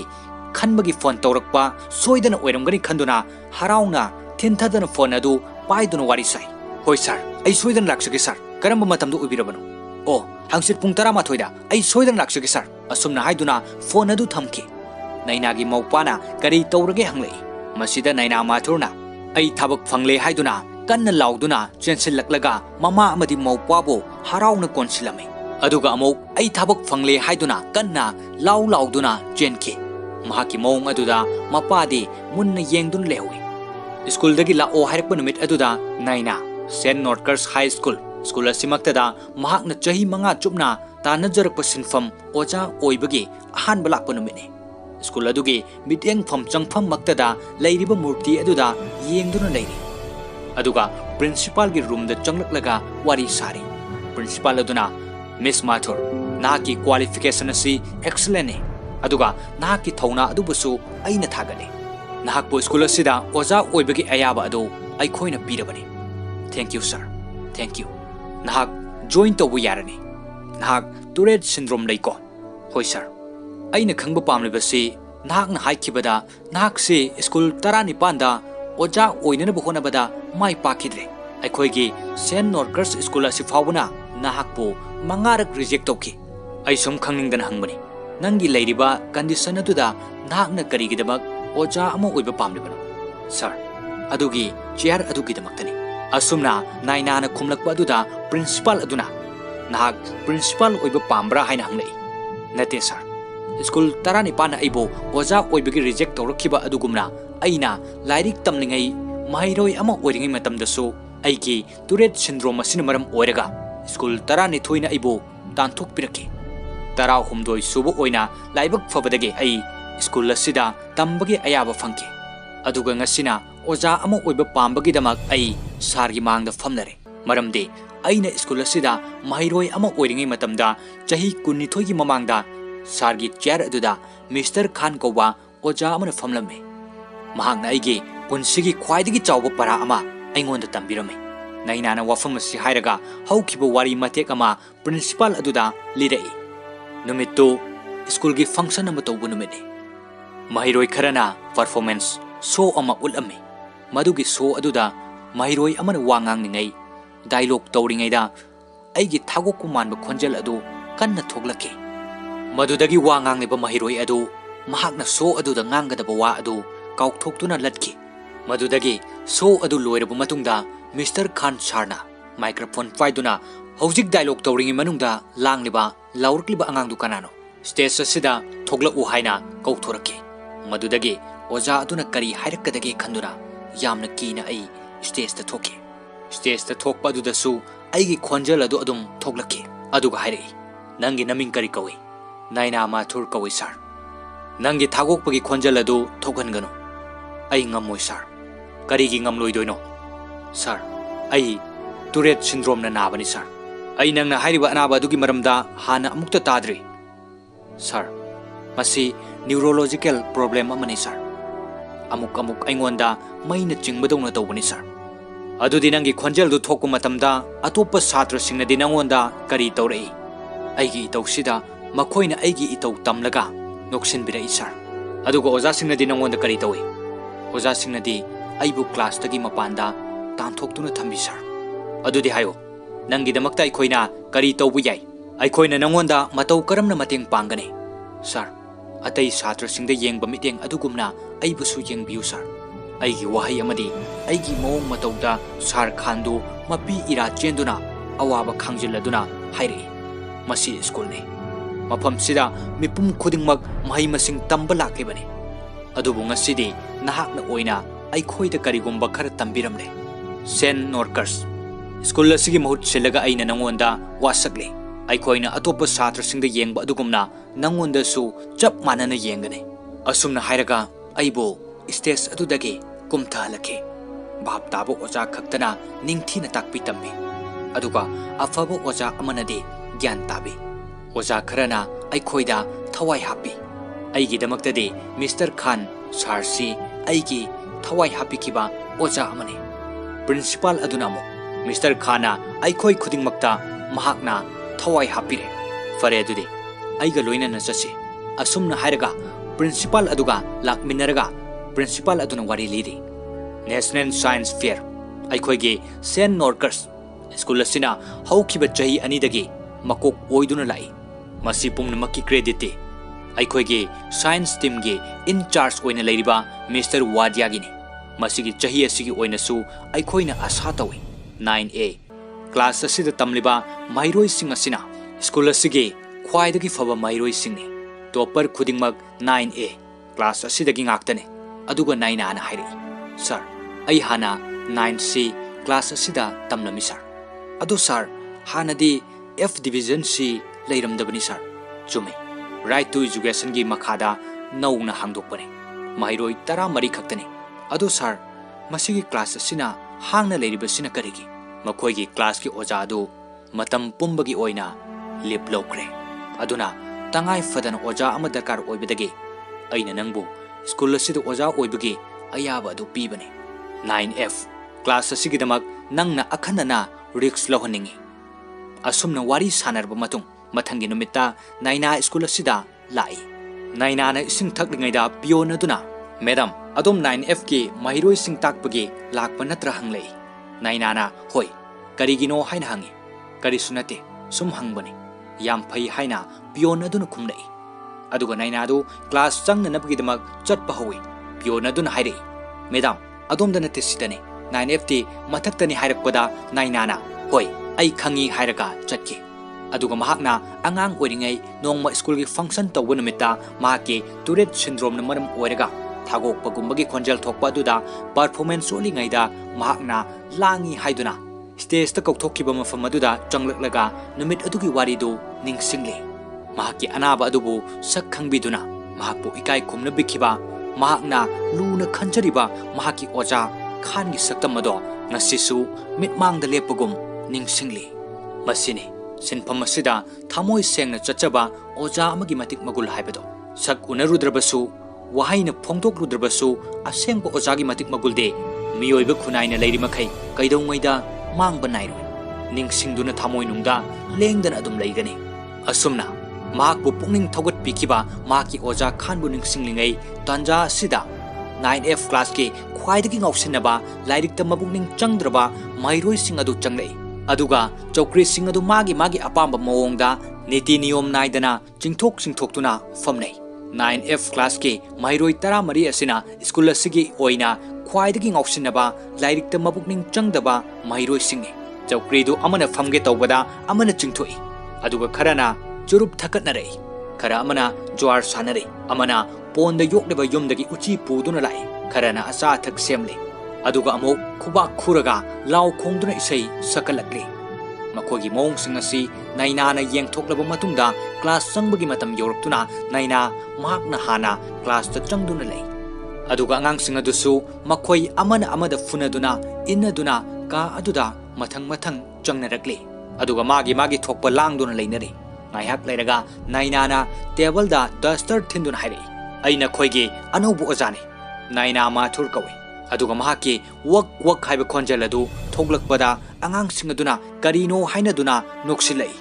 aduga naina su nokphet tawduna makhata na haire lairik tamba haiba sidi classroom khaktada natraga school lawar khaktada tamgani haibagi akaknaba leite maramasina karigumba matam ama hektada nakhoina ingonda khangningba hangningba leirakpada aibu darkar oirklabadi masi aigi number ni haire aduga mayam duna amuk noksilai aduga makoi mayam adugi maraktagi amana yamna gyan tabagi mongda nupi da ikai khumno nokkanu hain haire aduga nainana roll kauba haurasi hairga roll kauba haurei angang sing aduna naina gi amuk thoglakba khonjel adugi matawadu tamduna wak present mem haiduna noktuna roll khumnarei aduga nainana wangang bahurei aisi Tourette syndrome na nabane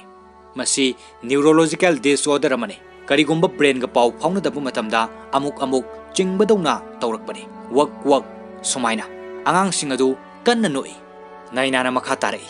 nakhoina aigi anaba Tourette ki maramda khangningba leiragade aingonda hangbu yagani asumna nainana haibada angang amana mem gi ringtone si karino haina hanglakpada aman amok ai haige hairaga naina gi khonjal adugi matau tamduna isai oina saglai aduga makhoi mayam noi mayumdagi ponda yoktuna thamba uchi puruga lakpa amana mo ngasidi aigi usi se chap manana chak haiba khonjal thoglai makhoi su Tourette syndrome naram ladra ataiduna amuk haire adusu oibi yai aduga amuk amana haire mem nahak uchi na rep sakpa tarbra asumna hairaga angang singadu desk ta thinduna rep saglai naina su angang singaduna tawriba aduda khubak khuduna mateng pangsili aduga mahaksu sakpa yauksilakpada angang singadu isai sakpa leplaga tuminna leiki nainana kaidawre nakhoi isai sakpa lepladi aisu nakhoi gummani nakhoi ga chapmane supnagi khenari bahaibobo nakhoi gi khonjel do nakhoi na lepning matamda lepangame adubo aidi ngamde aduga aina mafam sida lagibasina nakhoi bo mahimasing takwi tambina bagidamangni nakhoi gi rep adusu sakpa loiribanina class amuk hawrasi yarbra asumna hairaga chokri aduda famthabada chokri du tektuna naina leimai da tui aduga angang sing aduna kanna noksile machet taraba atekpa chokri adu ningthina samjinduna oja sing tuhange khanduna kari su tawdaba malhanduna angang sing aduna thawoina thamlibani onthokna mathong chadaba school asigi mahiroini asumna numit adugi class adu loisin khiduna school gi hap thaba matamduda lairik tamningbagi wakal leitraba 9F class ke angang nupi macha kharana aikhoi gi anau bolak liba miss si tarai na school si thadoklaga chatkhi gadobo mande asumna hainare aduga school gi sanafam lampak adugi machi amadana 9A gi nupi macha leibadu 9F ke ngauksinna nupa macha kharana yengduna leiri aduga hainare asigi nupi sida ngawbodo to masidi aikhoina lamba phangadabu nupi nate masigi nupi se 9A class ki topper ni aduga amaduna muhai aisu 9F ki topper ni kaino asumna hainari ngaida atopa satra kharana sanariba bol adu makhoi gi manakta tarai aduga bol sanariba nupa macha khara aduna hairi he 9F ki failure bol du pass tawro asumna yamna usitana hairakpa aduda 9F ki satra aduna kampasna thindatuna bol adu nungsit thoalame aduga nungsit amata yaudrba bol adu langsilame adudagi makoi khut thanaduna school gi sanafam ground aduda namna duna funaki madudagi pion aduga school adugi ocha wadiaga makoi ani changlaktuna khamdoi aduga principal gi ka da puke principal gi ka adugi mapanda lebhanduna thame mathangi numit amada naina class changlakpada 9F ki nupa macha amana chair paiduna nupa macha amada kanna thombada wan thaduna leimaida tai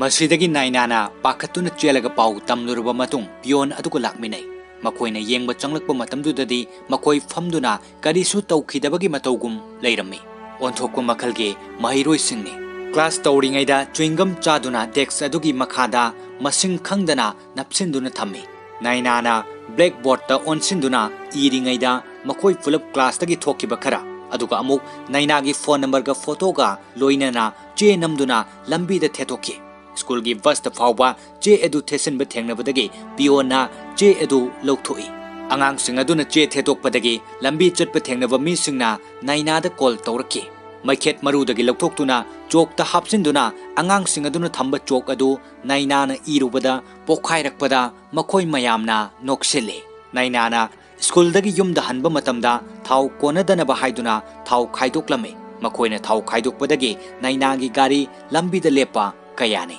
onthokna lamba leitana fatkidraba school asigi 9F class asigi mahiroi singni school asigi khwaidagi fatabada natana atop school singda makoi gumba mahiroi sing thirurabasu khara wana thokani aduga amuk nongma nainana class changlaktringaida liquid nitrogen sijanaduna dustbin da plastic ball mayam ama hapsinduna thamlaga nainana class ta changlakpada ball sing adu paithoktuna pokai halake masidagi naina yauna 9F ki mahiroi sing adu principal gi ka da kauduna wari sanarame aduga school adugi oja wadiana principal da sir makoi se school asidagi tanthokkiba tangai fadre asumna hai principal aduna su chummi haina hai wafam sitabada nainana pakatna angang sing adu bu kanthokladuna makoi gi michangda principal aduda hairame sir aina makoi da liquid nitrogen gi maramda explain tawnana bu hona rubane ai soikre sir aina madu pokhairakani haiba ai khantarudre ai tasengna soikre sir angang singna tawbonate madu aina tawkhibani naina gi wafam sida wadiana miss mathur madu tasengna nangna tawbani haibagi proof to piba ngambra nahakna aikoi si apangbani haina khanbra 9F class ki mahiroi sing asina maram oiraga school asigi mahiroi khuding maksi loina chenthaduna awaba piga dore haina hairi aduga principal aduna angang sing adu class ta chatlo haiduna chalhanki aduga principal aduna naina da makha tarai miss mathur thokriba thodok tu angang singna tawbani haiba aikoi khangi nahakna makoibo haujuk fawba kannana bo honari naina na amuk hairi sir angang sing asigi plan tawba haiba makut masa hai singba intelligent oiba makoigi wakalon sing asi aikoina achumba afaba lambi amada takpiraga sijin halabadi nongmadi soidana aikoigi school asigi chawthok chaningai oiba mingchat soidana purakani haibase aina thajai sar matang sida wadiana amuk hairi miss mathur mado apangbagi manglani makoina kaidongaida school asigi afaba mingchat purakpa ngamloi kaidongaida makoina mai pakpa ngamloi nainana ngamgani hairakpada wadiana nangisi aingonda singnari rahanglai nainana principal da sir makoi da hona nabagi matam kharadi piba tangai fade sir principal aduna matam di kaya mukno nangna nang amadi 9F ki oiba akak naba matam amadi piyu sir tha mari muk final exam fawodang de matam pibiyu sir oh aduga tha mari gi matung dana kamdauba sir adugi matung dadi makoi gi final exam ki result adugi matung ina sarna pambodo tobiro adubo lakadoriba tha mari si fawode aingonda karimata hangbirakanu sir principal aduna su naina mathur gi wafam aduda aroibu oina ayaba pirame naina su harauna thank you hairaga chatke aduga class ta changlaklaga naina na chok paiduna blackboard ta khetuna chinglaga tabada yamna nungaitaba makhol ama thokhale angang singdu nakong mentionai aduga naina na hanglai nakhoi masigi khonjal se tabada nungaitaba fawbra chahi tara taret ki matungda ai amuk hana masigi arangba khonjal se school sida targa laklabani नखोइगी लांगबगी खोंजल अमदी जोकी खोंजल से असिगुम्बा लांगबसे नखोइगी पुंसीदा मखा ताना अदुम चथखिगद्रा करिनो नखोइना पामसे मसिगी Choksi मयाइदा थुदेक्लगा येंगसी असुमना हाइदुना चोकतु थुदेक्तुना black बोर्डता अमुक चिंगी अदुगा हाइरई मसी ओइरदी नखोइना ताबा नुंगाइतबा खेतपगी खोंजल अदु थोक्लम मरोइने मचेत अमा थुदेक्किबदुना चोकसिदा अहोंगबा खरा लई करिगिदमक्ता होंगदौरिबनो अदुगा करिगिदमक्ता होंगलोइदौरिबनो हाइबगी खेनबदुनि मसे लाकदौरिबा नखोइगे फाइनल एग्जाम फाउबदा लैरिबसी था मरिगी मतमने नखोइ हौजिक नसा नसाना लेपो चोकना अहोंगबा लैखिबा अदुगुमना नखोइसु नखोइगी पुंसीदा अहोंगबा खरा लैबा पामरा नत्रगा हानगुमना मीना ताबदा नुंगाइतबा अरांगबा खोंजेलदो अदुम ताहनबा पामलिब्रा हयेंग पुंग मापनदा अमुक चपचाना उनसी करिगुम्बा नखोइना हयेंगसी स्कूल लाक्तबा तारगदि पुंग मापनगा मिनिट 10 चटपा मतमदा स्कूल असिदगी आई रिजाइन तौबगी चे अदु प्रिंसिपल दा पीगनी असुमना हाइरमलगा नाइना क्लास असिदगी थोखि आंगांसिंग असिसु ngasiगी मिकुप असिददी मखोइ हानगुमना नोखिद्रे मखोइगी माइथोंगदा अहोंगबा खरदी उबगुम तौई अदुबो हौजिक मखोइना करी खलिबनो करी तौरकदबनो हाइबदुदी चपचाना हाइबदी ngamdri असुमना नुमित असि लोइखिदुना मथंगी नोंगानबगी नुमिता नाइनाना हाइखिबा मतुंग इना पुंगफम अदुमक्तदा आंगांसिंग अदु लाक्त्रबदी महाग रिजाइन तौरगे खंदुना रिजाइनेशन लेटर अमा पाइदुना क्लासरूमदा फमदुना आंगांसिंग लाक्पा ngairi अतैगी क्लास हौनख्रबा फावबदा 9F के नाइनागी आंगांसिंग अदु लाक्लमदे यामना कुइना ngairबा मतुंग हाइनखिबा पुंगफम अदु यौरक्लबदा आंगांसिंग अदु लाक्लरोइ खंदुना नाइनाना फमलंबदगी हौगतुना चटके तौरिङैदा आंगांसिंग अदु चंगलई नाइना लोना मोमो नोक्चे माकी वाफमदा आंगांसिंग असिना खरा मखै इनबा यानिंगबा हौरे खंदुना अदुबो आंगांसिंग अदु चंगलकपा लोइरबदा आंगांग अनि अमदी लाक्पा उदबदुदा नाइना हराउरंबा माइथोंदु मक्सिनकी अदुगा थंगनबा मिकुपता आंगांग अनिदुसु तपना चंगलई मसिदा नाइना थामोइदा अपेनबा ओइरमे नाइनाना आंगांसिंग अदुदा हराउना अदुदी ngasiदी मैथ्स तगी हाना ताकबा हौरसिरा हाइबदा आंगांसिंग अदुसु लाइरिक लौथोक्तुना नुमित अदुगी क्लास अदु पुकनिंग चंगना हौखि अदुगा मथंगी सिंदा सेंट नॉर्कस स्कूल असिगी अफबा महिरोइसिंग खनगतुना इकाई खुमनबा उटपगी थौरम अमा पांगथोकले हाइरिबा थौरम असिदा स्कूल असिगी प्रिंसिपलना वा nganglakle चही खुदिंगे हौखिबा चही सिंगदा अखोइगी स्कूल असिगी अफबा महिरोइसिंग खनगतुना इकाई खुमनबा उटपगी थौरम पांगथोकपा अदुगुमना हंदकी चहीगी ओइनसु इकाई खुमनबा उन्ननबगीदमक स्टूडेंट काउंसिल गे हेड ओइना लैरिबा स्कूल असिगी ओजा मिस्टर वादियाना स्कूल असिगी टॉप ओइख्रबा महिरोइसिंगदा प्रीफेक्ट बेस खुदोल तंबिननबा हाइजरी लोइनना ngasiगी थौरम असिगी मरी लैनना वाई खरसु फोंदोकपिगनी असुमना हाइरगा वादियाना वाई खर फोंदोकलमी नखोइदा खुदोल तमलिबा प्रीफेक्ट बेस अदुगी थौदांग खुदिंगमक्तो नखोइना पांगथोकपा तंगाई फदे नखोइना करिगुम्बा नबुकनिंग सोंथरकपा चिंगनाबा अमा हेक फाउरकपा मतमदा नखोइना निंगसिंगदबनी नखोइदा पीरिबा प्रीफेक्ट बेस तो नंगीदमक्ता नते नंगसे प्रीफेक्ट बेस अदुगीदमक्तनी हाइना खनगदबनी असुमना हाइदुना तिल्लिबा मयामदुना खुबा खुदुना थौरम मदु लोइसिनकी अदुगा मथंगी सिंदा नाइनाना महाके 9F की महिरोइसिंगबो प्लेग्राउंड अदुगी मची अमदा ओइना लाइरिक ताकले नाइनाना हाइ ngasiदी अखोइ मफम मसिदा ओइना क्लास तौरसी अदुगा ngasiदी अनौबा मवोंग अमदा नखोइगी रोल कौगनी रेडी लैरो हाइरगा नाइनाना आंगांसिंग अदुगी ममिंग अमममता कौदुना आंगांग खुदिंगी येरुम अममम लंगे मखोइ खुदिंगमक्ता लोइना लंगबा लोइरबा मतुंगदा नाइनाना हाइरई आइगी येरुम 13 दो फुल अटेंडेंस ओइरे याम नुंगाइरे नखोइदा अइना पीरिबा येरुमदो अफुटपा चाबा यारबा ngaktane नखोइना चानिंगलदी चाबा याय आंगांसिंगदु येरुमदु खोक्तुना चाइ मतम सांगना मथोंग चादन हौरकपा आंगांसिंग ओइबना खुदक्ता पोमोन ओलहनबदी ngamdabaniना खरदी अदुम ममी तारी येरुमदु पाइदुना अमगी मकोक्ता थोमदुना थुगाइरगा मकु खोक्तुना चाबसु याउरी नाइनाना मखा तारई येरुमसिंगदु मफम अमा हेक्तदा मथक्ता लंकले अदुगा येरुमसिंगदु नखोइना ताहंदना ओकले मैथमेटिक्स ना हाइरी मदुदे येरुमदुना मथक्ता पाइबगी इक्वेशन दो मदुबो पैराबोला हाइरगा खंगनै नखोइना मैथमेटिक्स के इक्वेशन से सुंपा पादना येरुमदु नखोइना ओकले मसिना ताकपदी नखोइसे हानना मैथमेटिक्सियन अमा ओइरे हाइबसे ताकले मरम मसिना नखोइना तमगदबसे इक्वेशन खक्ता ngaire मतंगसिदा अंगांग अमन हाइरई मैम उरु खक्ता ngaire मैथमेटिक्स खंगद्रिसे मादी चोंथोकलगा मतुंगदा ताइ अंगांग मयामदु नोई aduga uru hariba angang nupi macha aduna amuk ngasi lebak pokpane aduna ai yerum thengba yade adugini haina hari aduga naina na angang sing aduda amuk hairi adubo uru na tawribaduna aikhoida physics khara tambire uru na chongthokna bokhona bada mahakna force ama apply tawi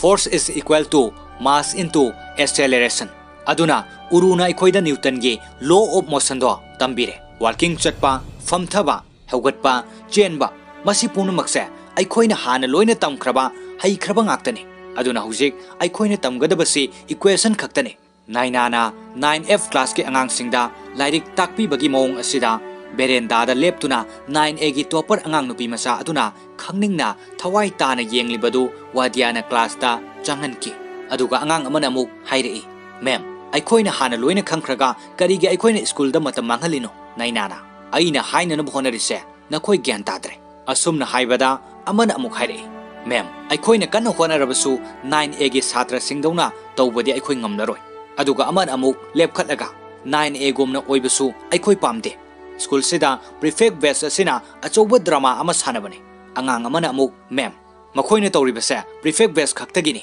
asumna hairakpada nainana masi prefect best khaktagi wanate nakhoina bu pamlagadi nakhoina sagi prefect best ama phangbu yai nakhoi chap manana khudong chaba phangba darkar oi aduga angang sing aduna mathang amuk hainarai kadai dagi khudong chaba manabano masigi school sigi oja sing sina kaidongwaida aikhoida prefect best pirak loi tasengbagidi angang sing asina hairibase chumbasu yauri maru oina wadiana makhoibo amuk hana afava mahiroi oiraklaroi matagum ataidagi khara tongana thambagum tawi masigi matausi khara ngausin nazarabasu angang sing asina khangi masidagi naina mathurna wakal tawraba matung principal gi kada changlaktuna wari sari matang sida wadia changlaklaga principal da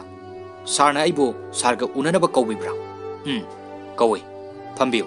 miss mathurna 9F su prefectship phangba yabagi khudong chabadu laihenba pami hairi wadiana khara karemnabagi mawongda sarna phagi tobiri ra hanglai natte aduga nainana amu karigi nokningino Mr. Wadia technical oina prefectship se khuding makini maramasina 9F su madugi chance to phangba pami sen notkers ki mahiroi ama oina prefectship ki damak makhoida ayabado lehenbiu natraga sargasi wakhal wabirira 9F tagi kanaguma mahiroi amana prefect oiraklagadi haiduna nainagi wafam si tarba matungda wadiado famtharaga hairai prefectship ki damak eligible ohelo haibaneba yai fajai wafam duda school sigi student council gi head ama oina aigi athingba amata leite adubu nang khanglamlani haina khale mahiroi amana prefectship ki damak eligible oige hairabadi mahiroi ado final exam da 90% gi mathakta mark score tobu mathau tai 9F ki mahiroi singna kaidongwaida 90% mark score tobu ngamloi haiba matagum wadiana makha tare Miss Mathur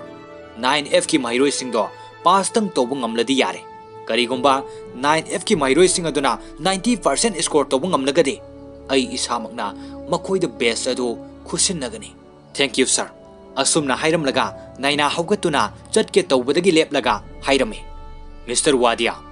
9F ki damakta batch amadagi hena thorang togduna thambiyo wafam si hairamlaga naina principal room dagi thoglai mahakna tholakpada 9F ki mahiroi singadu playground adugi machi amada ataiga manadaba yamna niyom naidaba mong amada sanaduna leiba adu ubada mahakna Wadia amadi principal da hairamlibu wafam aduga angang singsina leiramliba mawong asiga ani si khalubada naina wakal wajarame aduga mathangi numit amada parents meet pangthoknanabagi damak mama mapa sing school asida lakpa honare adubo 9F class asigi oinadi haujuk fawba mama mapa kanasu laktri nainana yamna kuina ngaiba yaba ngairaba matung lakmandrabada atopa class ki oja singi mamangda ikaina thoglakpagi lambida Wadia thengnaduna Wadiana hanglai kamdorage nangi parents teacher meet chibo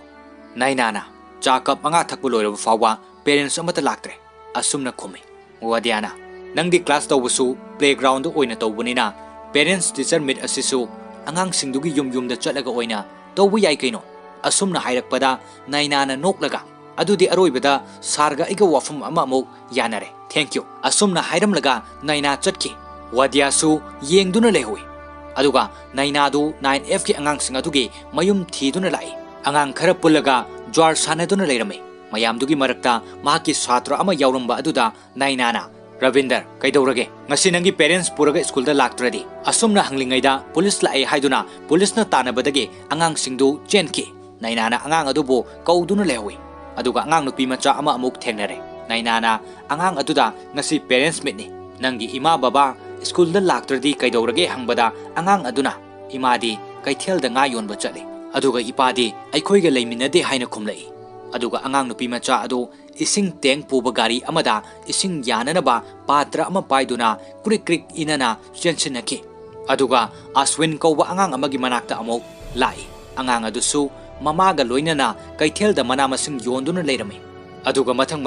angang sing adugi manakta chatuna makhoigi punsi mahingi matangda mama mapa sing aduna nainada wari saraki makhoi khudingmak nomagi chara tanba imungi macha ngakto oirami asumna mathang lakpana kilam hairiba angang adusu karwas ki thabak yauduna leirame aduga amuk aroibo oina angang amagi manakta lakpada angang adusu cycle workshop amada thabak suduna leirambadu nainana thengnaraki asumna angang sing adugi yumda mathang chatpada numitsu tasinkre naina angang sing adugi matangda wakal tauraduna lambida gari thauduna yumda halakle mathanggi numita angang sing adu makhoi classroom da changlakpada blackboard aduda sports room da oina unasi haiduna iramba adu thengnabadagi angang singdu sports room da oina lai mafam aduda angang sing aduna famnanaba table chokri sing adu nainana sem saduna leirame angang singdu changlakpada nainana lao famo haiduna famhale aduga ngasai jwar sanaduna leiramba angang Ravinder mahakti tongana famanduna nainana hai ngasigi class asidi Ravinder na takani asumna hairaga nainana Ravinder da jwar chebu amapi angang do ingak na yengi aduga nainana amuk Ravinder da makha tarai nangna adugi jwar chedu sanaraga paisa kayam tanba ngame aina masi hange haiduna nang mind tawgunu Ravinder na khumlai karigumbada tha amada lising nipan aduga karigumbadana tha amada lising tarani thoi tanba ngame nainana o adudi fattabadi natene adudi nangna aikhoida khara tambiba yaragadi tambiyo asumna haibada karino memna hairibadubu haiduna angang aduna khumlai nainana aina hairisi asengbani oru asidagi calculator si aingonda piro angang duna calculator adu nainada pi aduga nainana Ravinder da makha tarai aikhoi hojik leirisi aiga tharaga aikhoi punna mi tara mangani 15 into 8000 si kaya tai Ravinder 1,20,000 haina Ravinder na khumlakpada chumbadu da nainana momo nokche aikhoi na masigi thabak si tawu matamda aikhoi tara manga gi manungda mi ahum police na phakre haina khalasi aduga bel da thokna na bagi damak mi amagi lupa lising taruk ka chahum yankai fine thire adu oiragadi aikhoi na phangkiba lak amaga lising kun adu dage kaya lemgani Ravinder na yamna thuna khanthadana lak amaga chamapan yankai haina khumlakpada angang ataidu ngakladuna mamit yengnai nainana amuk makha tarai lemniba paisa singdu aikhoi tara manga da chap manani yenthokpada lupa kaya thungnagani Ravinder na yamna thuna lising taruk ka chatret kunthra haina khume aduga hanglai ado mem na toba pambiri sibu karino nainana aikhoina hisab toba matamda calculator darkar oi nangse calculator gi test tobani adubo nangna mathematics si maithiba pire wafam asi hairaga nainana Ravinder gi manakto changsilaga Ravinder nahaksi isorna pirakpa karigumba khudol khara nangonda yauri nahakna masibo yamna haisingna afaba lambi da sijino nahakna sel thanabagi lambi sida chatpa pamnabasu lambi sida legal oina sel thanabagi tamba yai lambi sorokta jwar sanabadu nataba prithvi gi khwaidagi chawba stock market haiba government authorized toba platform aduda sel thananabagi damak tamba yai aduda nahak top investment banker amo oyo adubo nahakna maduda changnanabagi damak nahak karigumba kharadi sem sabatai nahak ningthina lairik tambatai asumna nainana haiduna lambi sorokta jwar sanaba angang adugi fatraba hainabi adu semdok khalami aduga atopa satru sing aduna mathang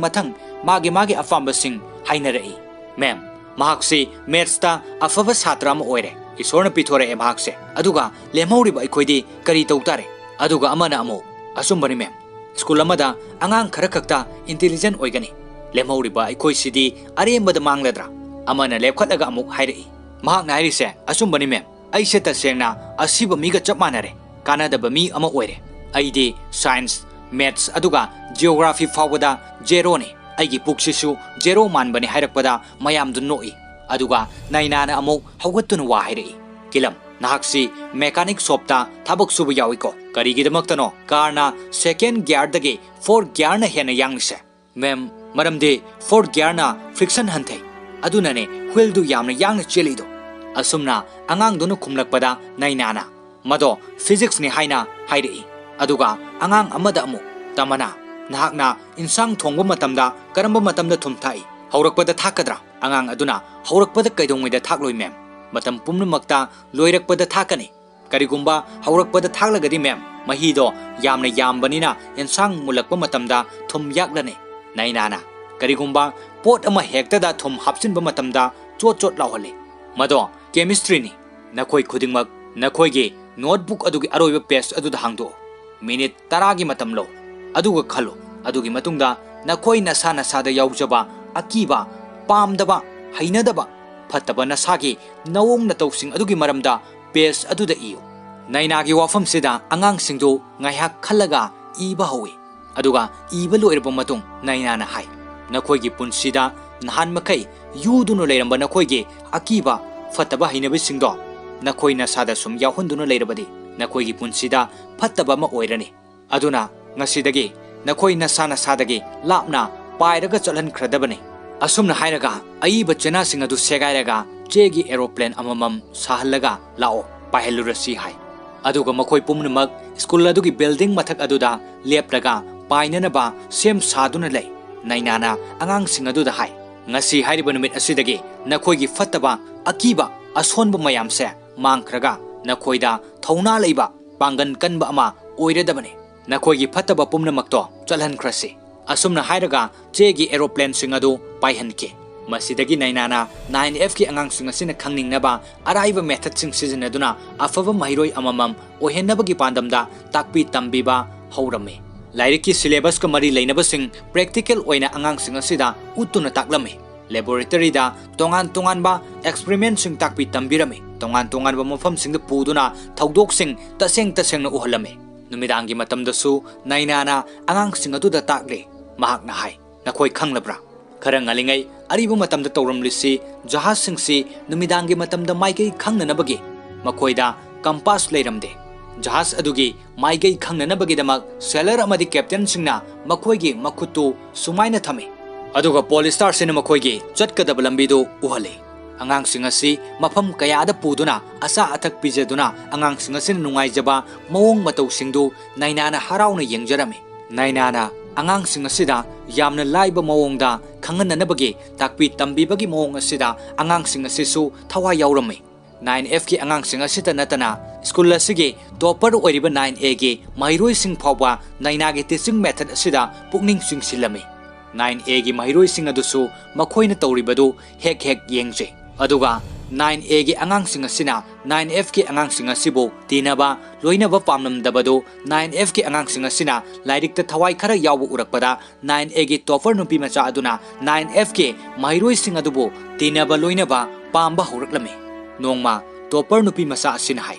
अखोइना science project अमा पाइखले मदु येंगलुसि लाउ हायदुना येंगबा चंगमिनरई अदुगा नुपी मचा अदुना project अदुगी मरमदा हायरि येंगो लेरिबा solar panel सिंगसे अदो नखोई photo वोल्टेक principal की मतंगदा खंगलबा नत्रा वाफम सिदा 9A गी topper नुपा मचा अदुना मखोइबु यामना हंथना खनबीबा मवोंग मतौ अमदा हायरि Natasha मखोइना मसिगी मरमदा ज्ञान ताबा खंगबा ngamloi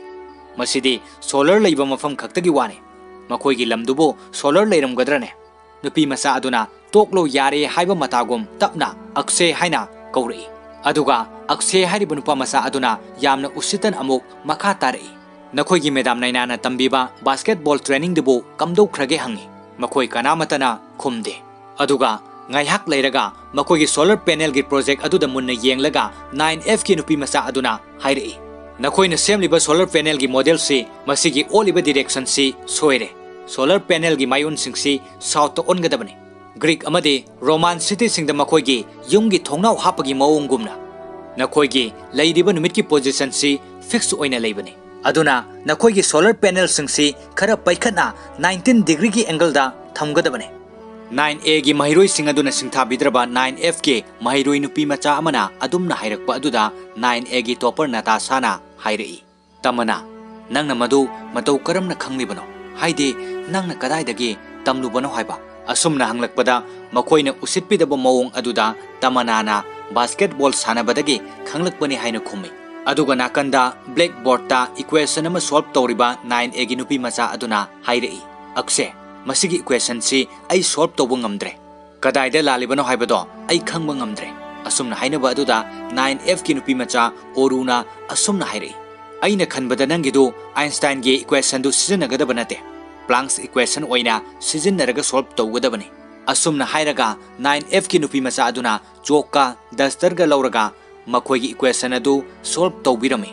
9A gi nupi macha Natasha na makoina sem sariba project aduda fix tawba napsinba yadre haiduna tawba aduda 9F gi nupa macha aduna mahaki pocket agi gam ama lokthoklaga masina nappa yabar yengo haiduna pirammi masigi tanja sida makhoi gi oja wadia du changlaklaga kari kari tawraba pairibadu karino asumna hanglakpada 9F gi nupa macha aduna aigi ni sar aikhoi gi cycle gi dukanda cycle tire puncture oibagi fotpada sizinabani sar wadiana 9F ki angang singa sida khara hanthana yengba mawong matauda hairei ai amade aigi timna national science fair gi damak project ama sem sabane mafam sida tawribasi cycle puncture oiba fotpanate yam phai nahakna tire puncture oibada kamdowna fotkani khanglibado get out asumna haibadagi 9F ki mahiroi singdu mafam adudagi thoglaki wadiagi wahi aduda 9F ki atis haibu nupa macha adu thamoi sokna mamaida ising chaisinduna kappa khangle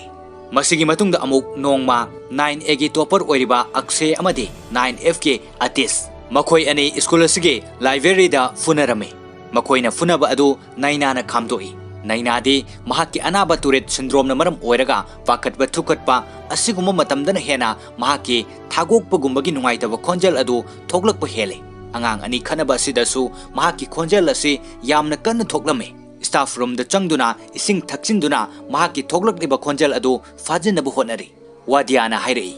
9F ki angang singsi makhoi mahairoi ama oibada matik chadaba fataba angang ngaktani wadia gi wafam sida nainana Mr. Wadia nahakna khalibadu bu karino fataba mahiroi amata leite fatribase oja khaktani 9F amadi aigi marakta oiningba ma oisanu mado makhoi ga aiga gi maraktani ai hojik lengdana makhoi gi oja ama oina adum leiri aduga makhoi su aigi class adumak yauri asumna haiduna naina hogatuna thoglai aduga mathangi sinda hotel amada naina gi maufa nupa gi birthday gi thoram ama pangthokna bagi damak mahaki imung manung punna hotel amada laktuna famle hotel adugi mi aduna kari chaning bano kari pambano haina mathang hanglakpada naina da amuk hanglai nainadi school gi amadi mahaki mahiroi singida makhanbada wakal nungai fam khanglamde school da thokliba thaudok sing adu ningsing lubada awabu wakal aduna naina gi nungai taba khonjel adu henna thoglai mahaki turret syndrome na maram oiraga thagok pagumbagi khonjel aduna hanglakliba adu khumbang ngamlamde masida hotel gi miduna kari sukhan kidana ba haiduna naina gi mapan oina achapot adu hairame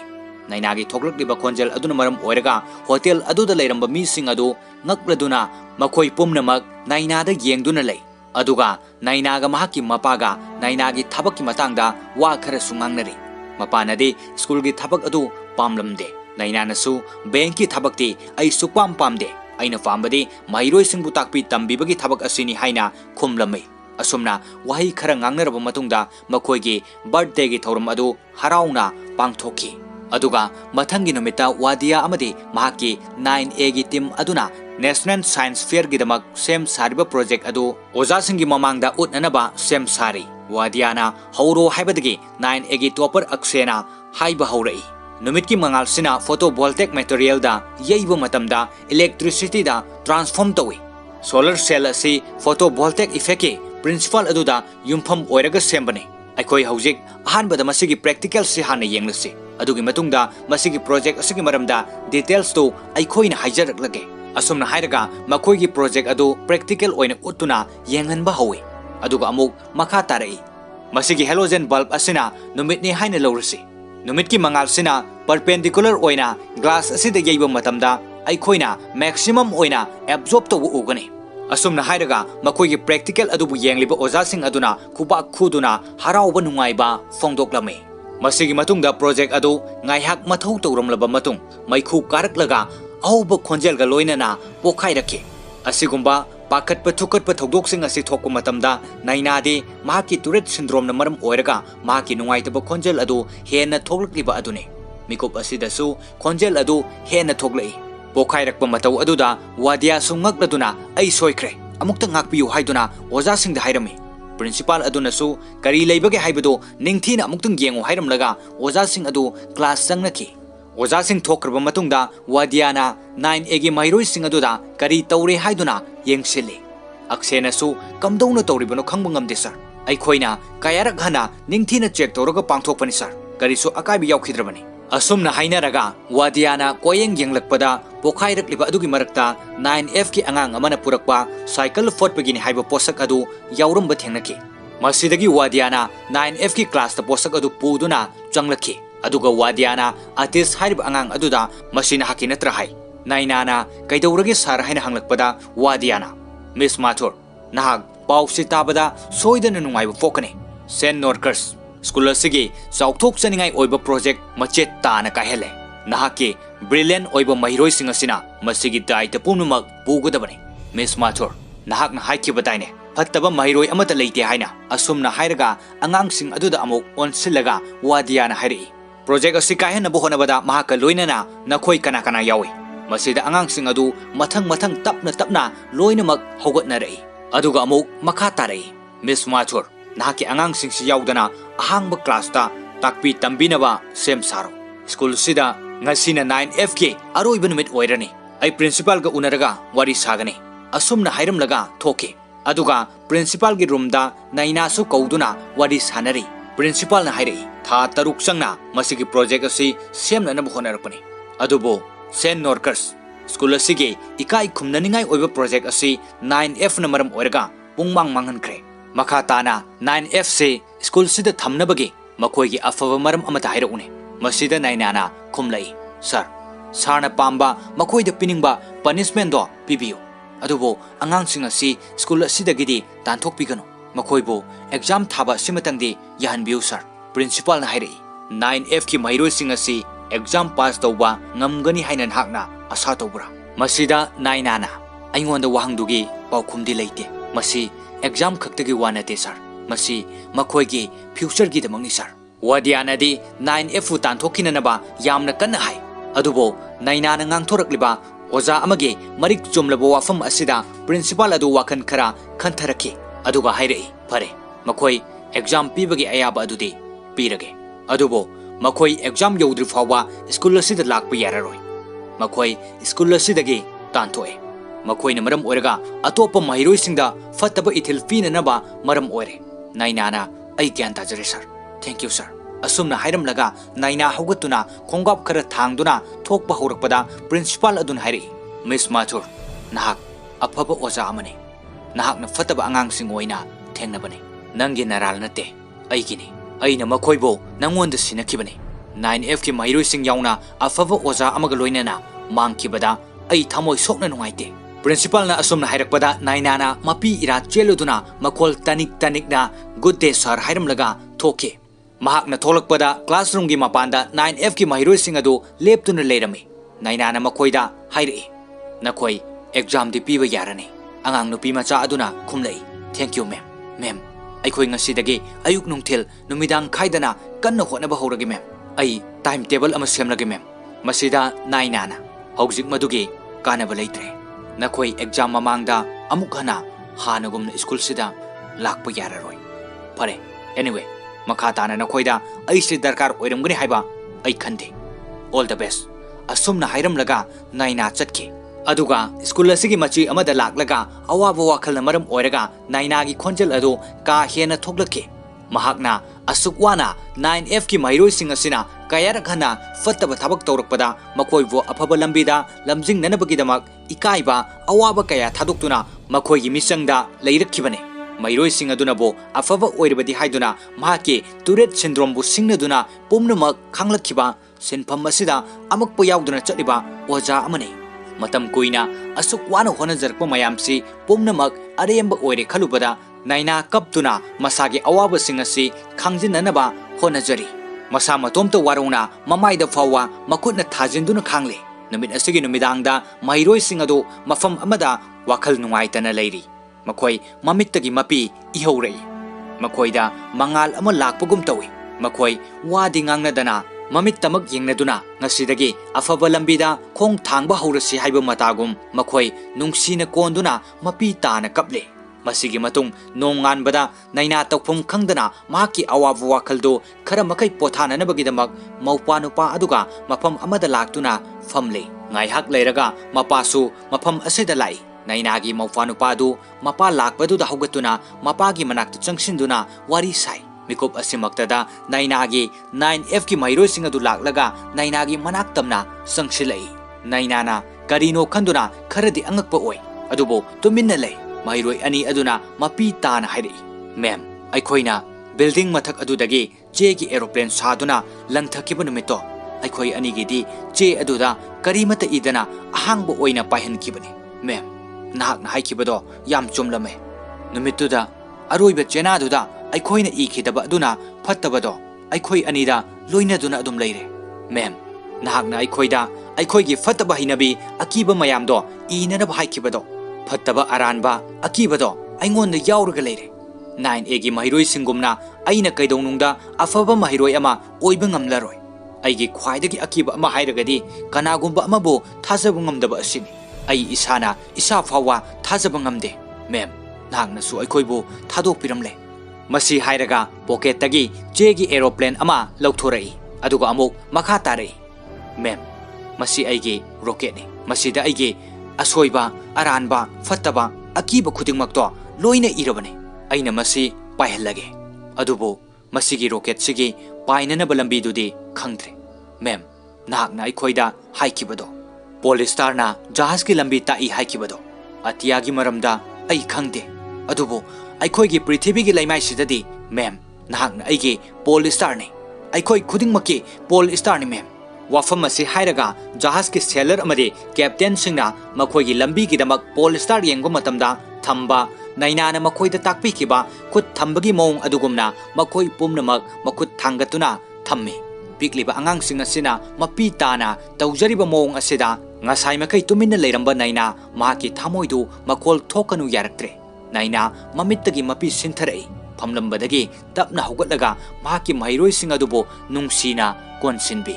oja amaga Mairoisinga leinariba fajakraba masat nungsikraba mong matu adubo mafam aduda leiramliba mi sing aduna nungsina yengnaraki nainabu oja ohenba pamdaba atopa thabak na hena pamjaba nainagi mapasu matausi ubada mapi tana kaple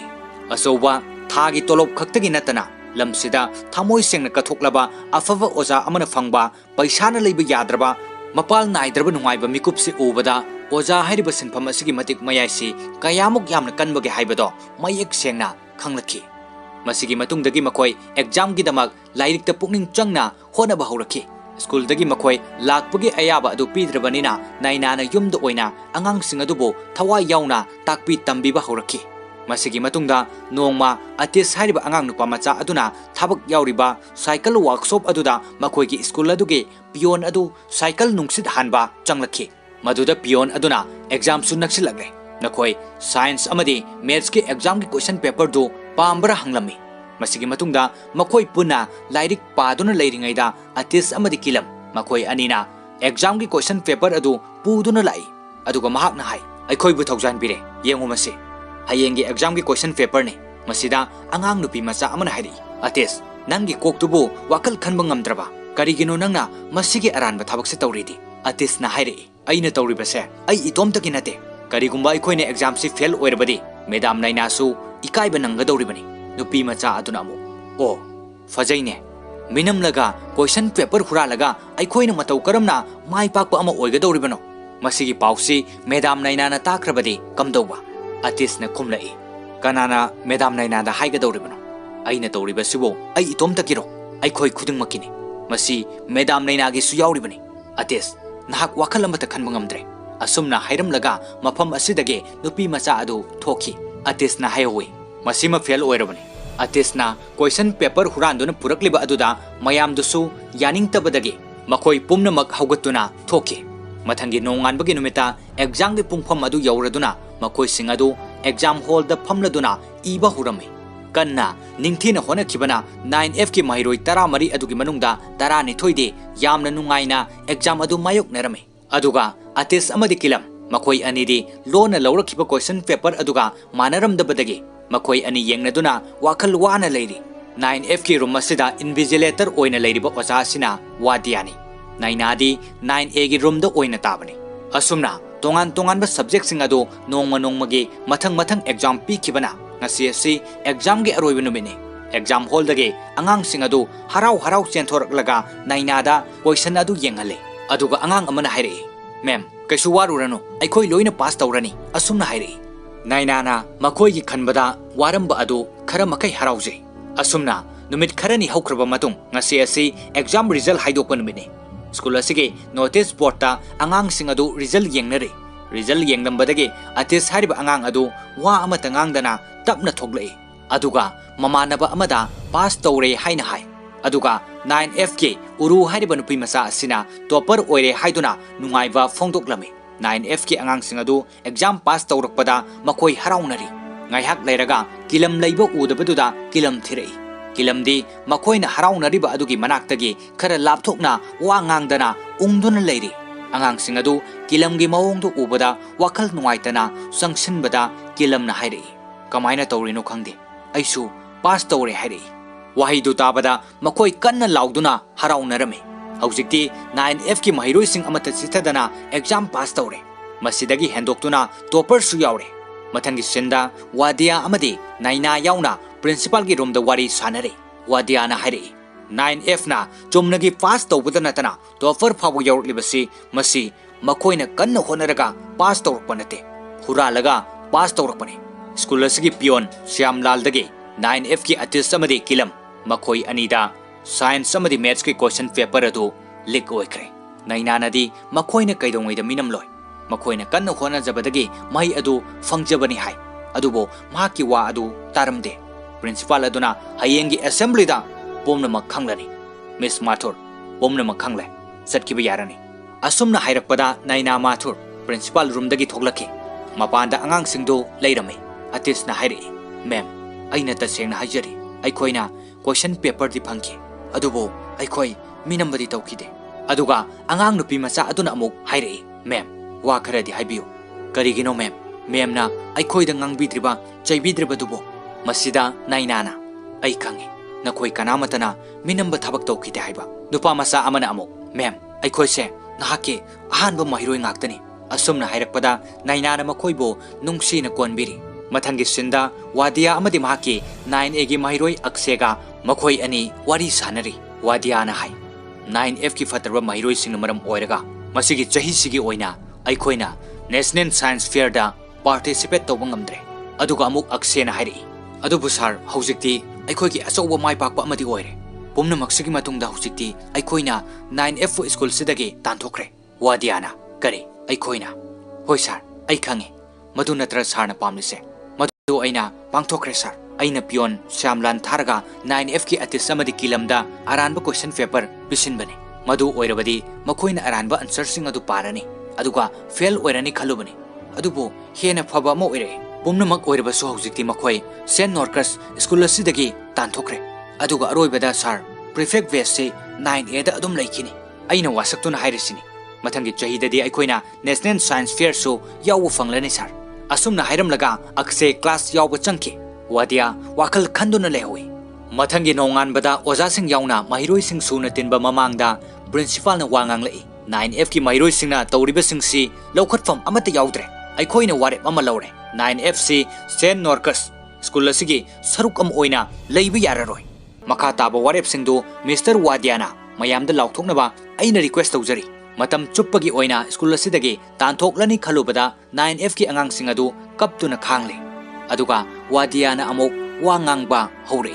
Aina khara angang oiringai matamda aina khanki. oja ama oibase khwaidagi aruba amani haina ngasidi aina chahi kun oja ama oina takpi tambiduna lakpasida aina khanglagle masi araiba sinfam amanate mahiroi singda lana taksan kiba matamda makhoigi mark adu kakkadawribani makhoigi punsida lana chatki kadawribani aduga lana taksan kiba matamda oja dugi mark kakloi takpi badi yam lai aduga makhoida khanganba haihanbadi yamna lui aina pion Shyamlanda aranba question paper adu leak ohen kibani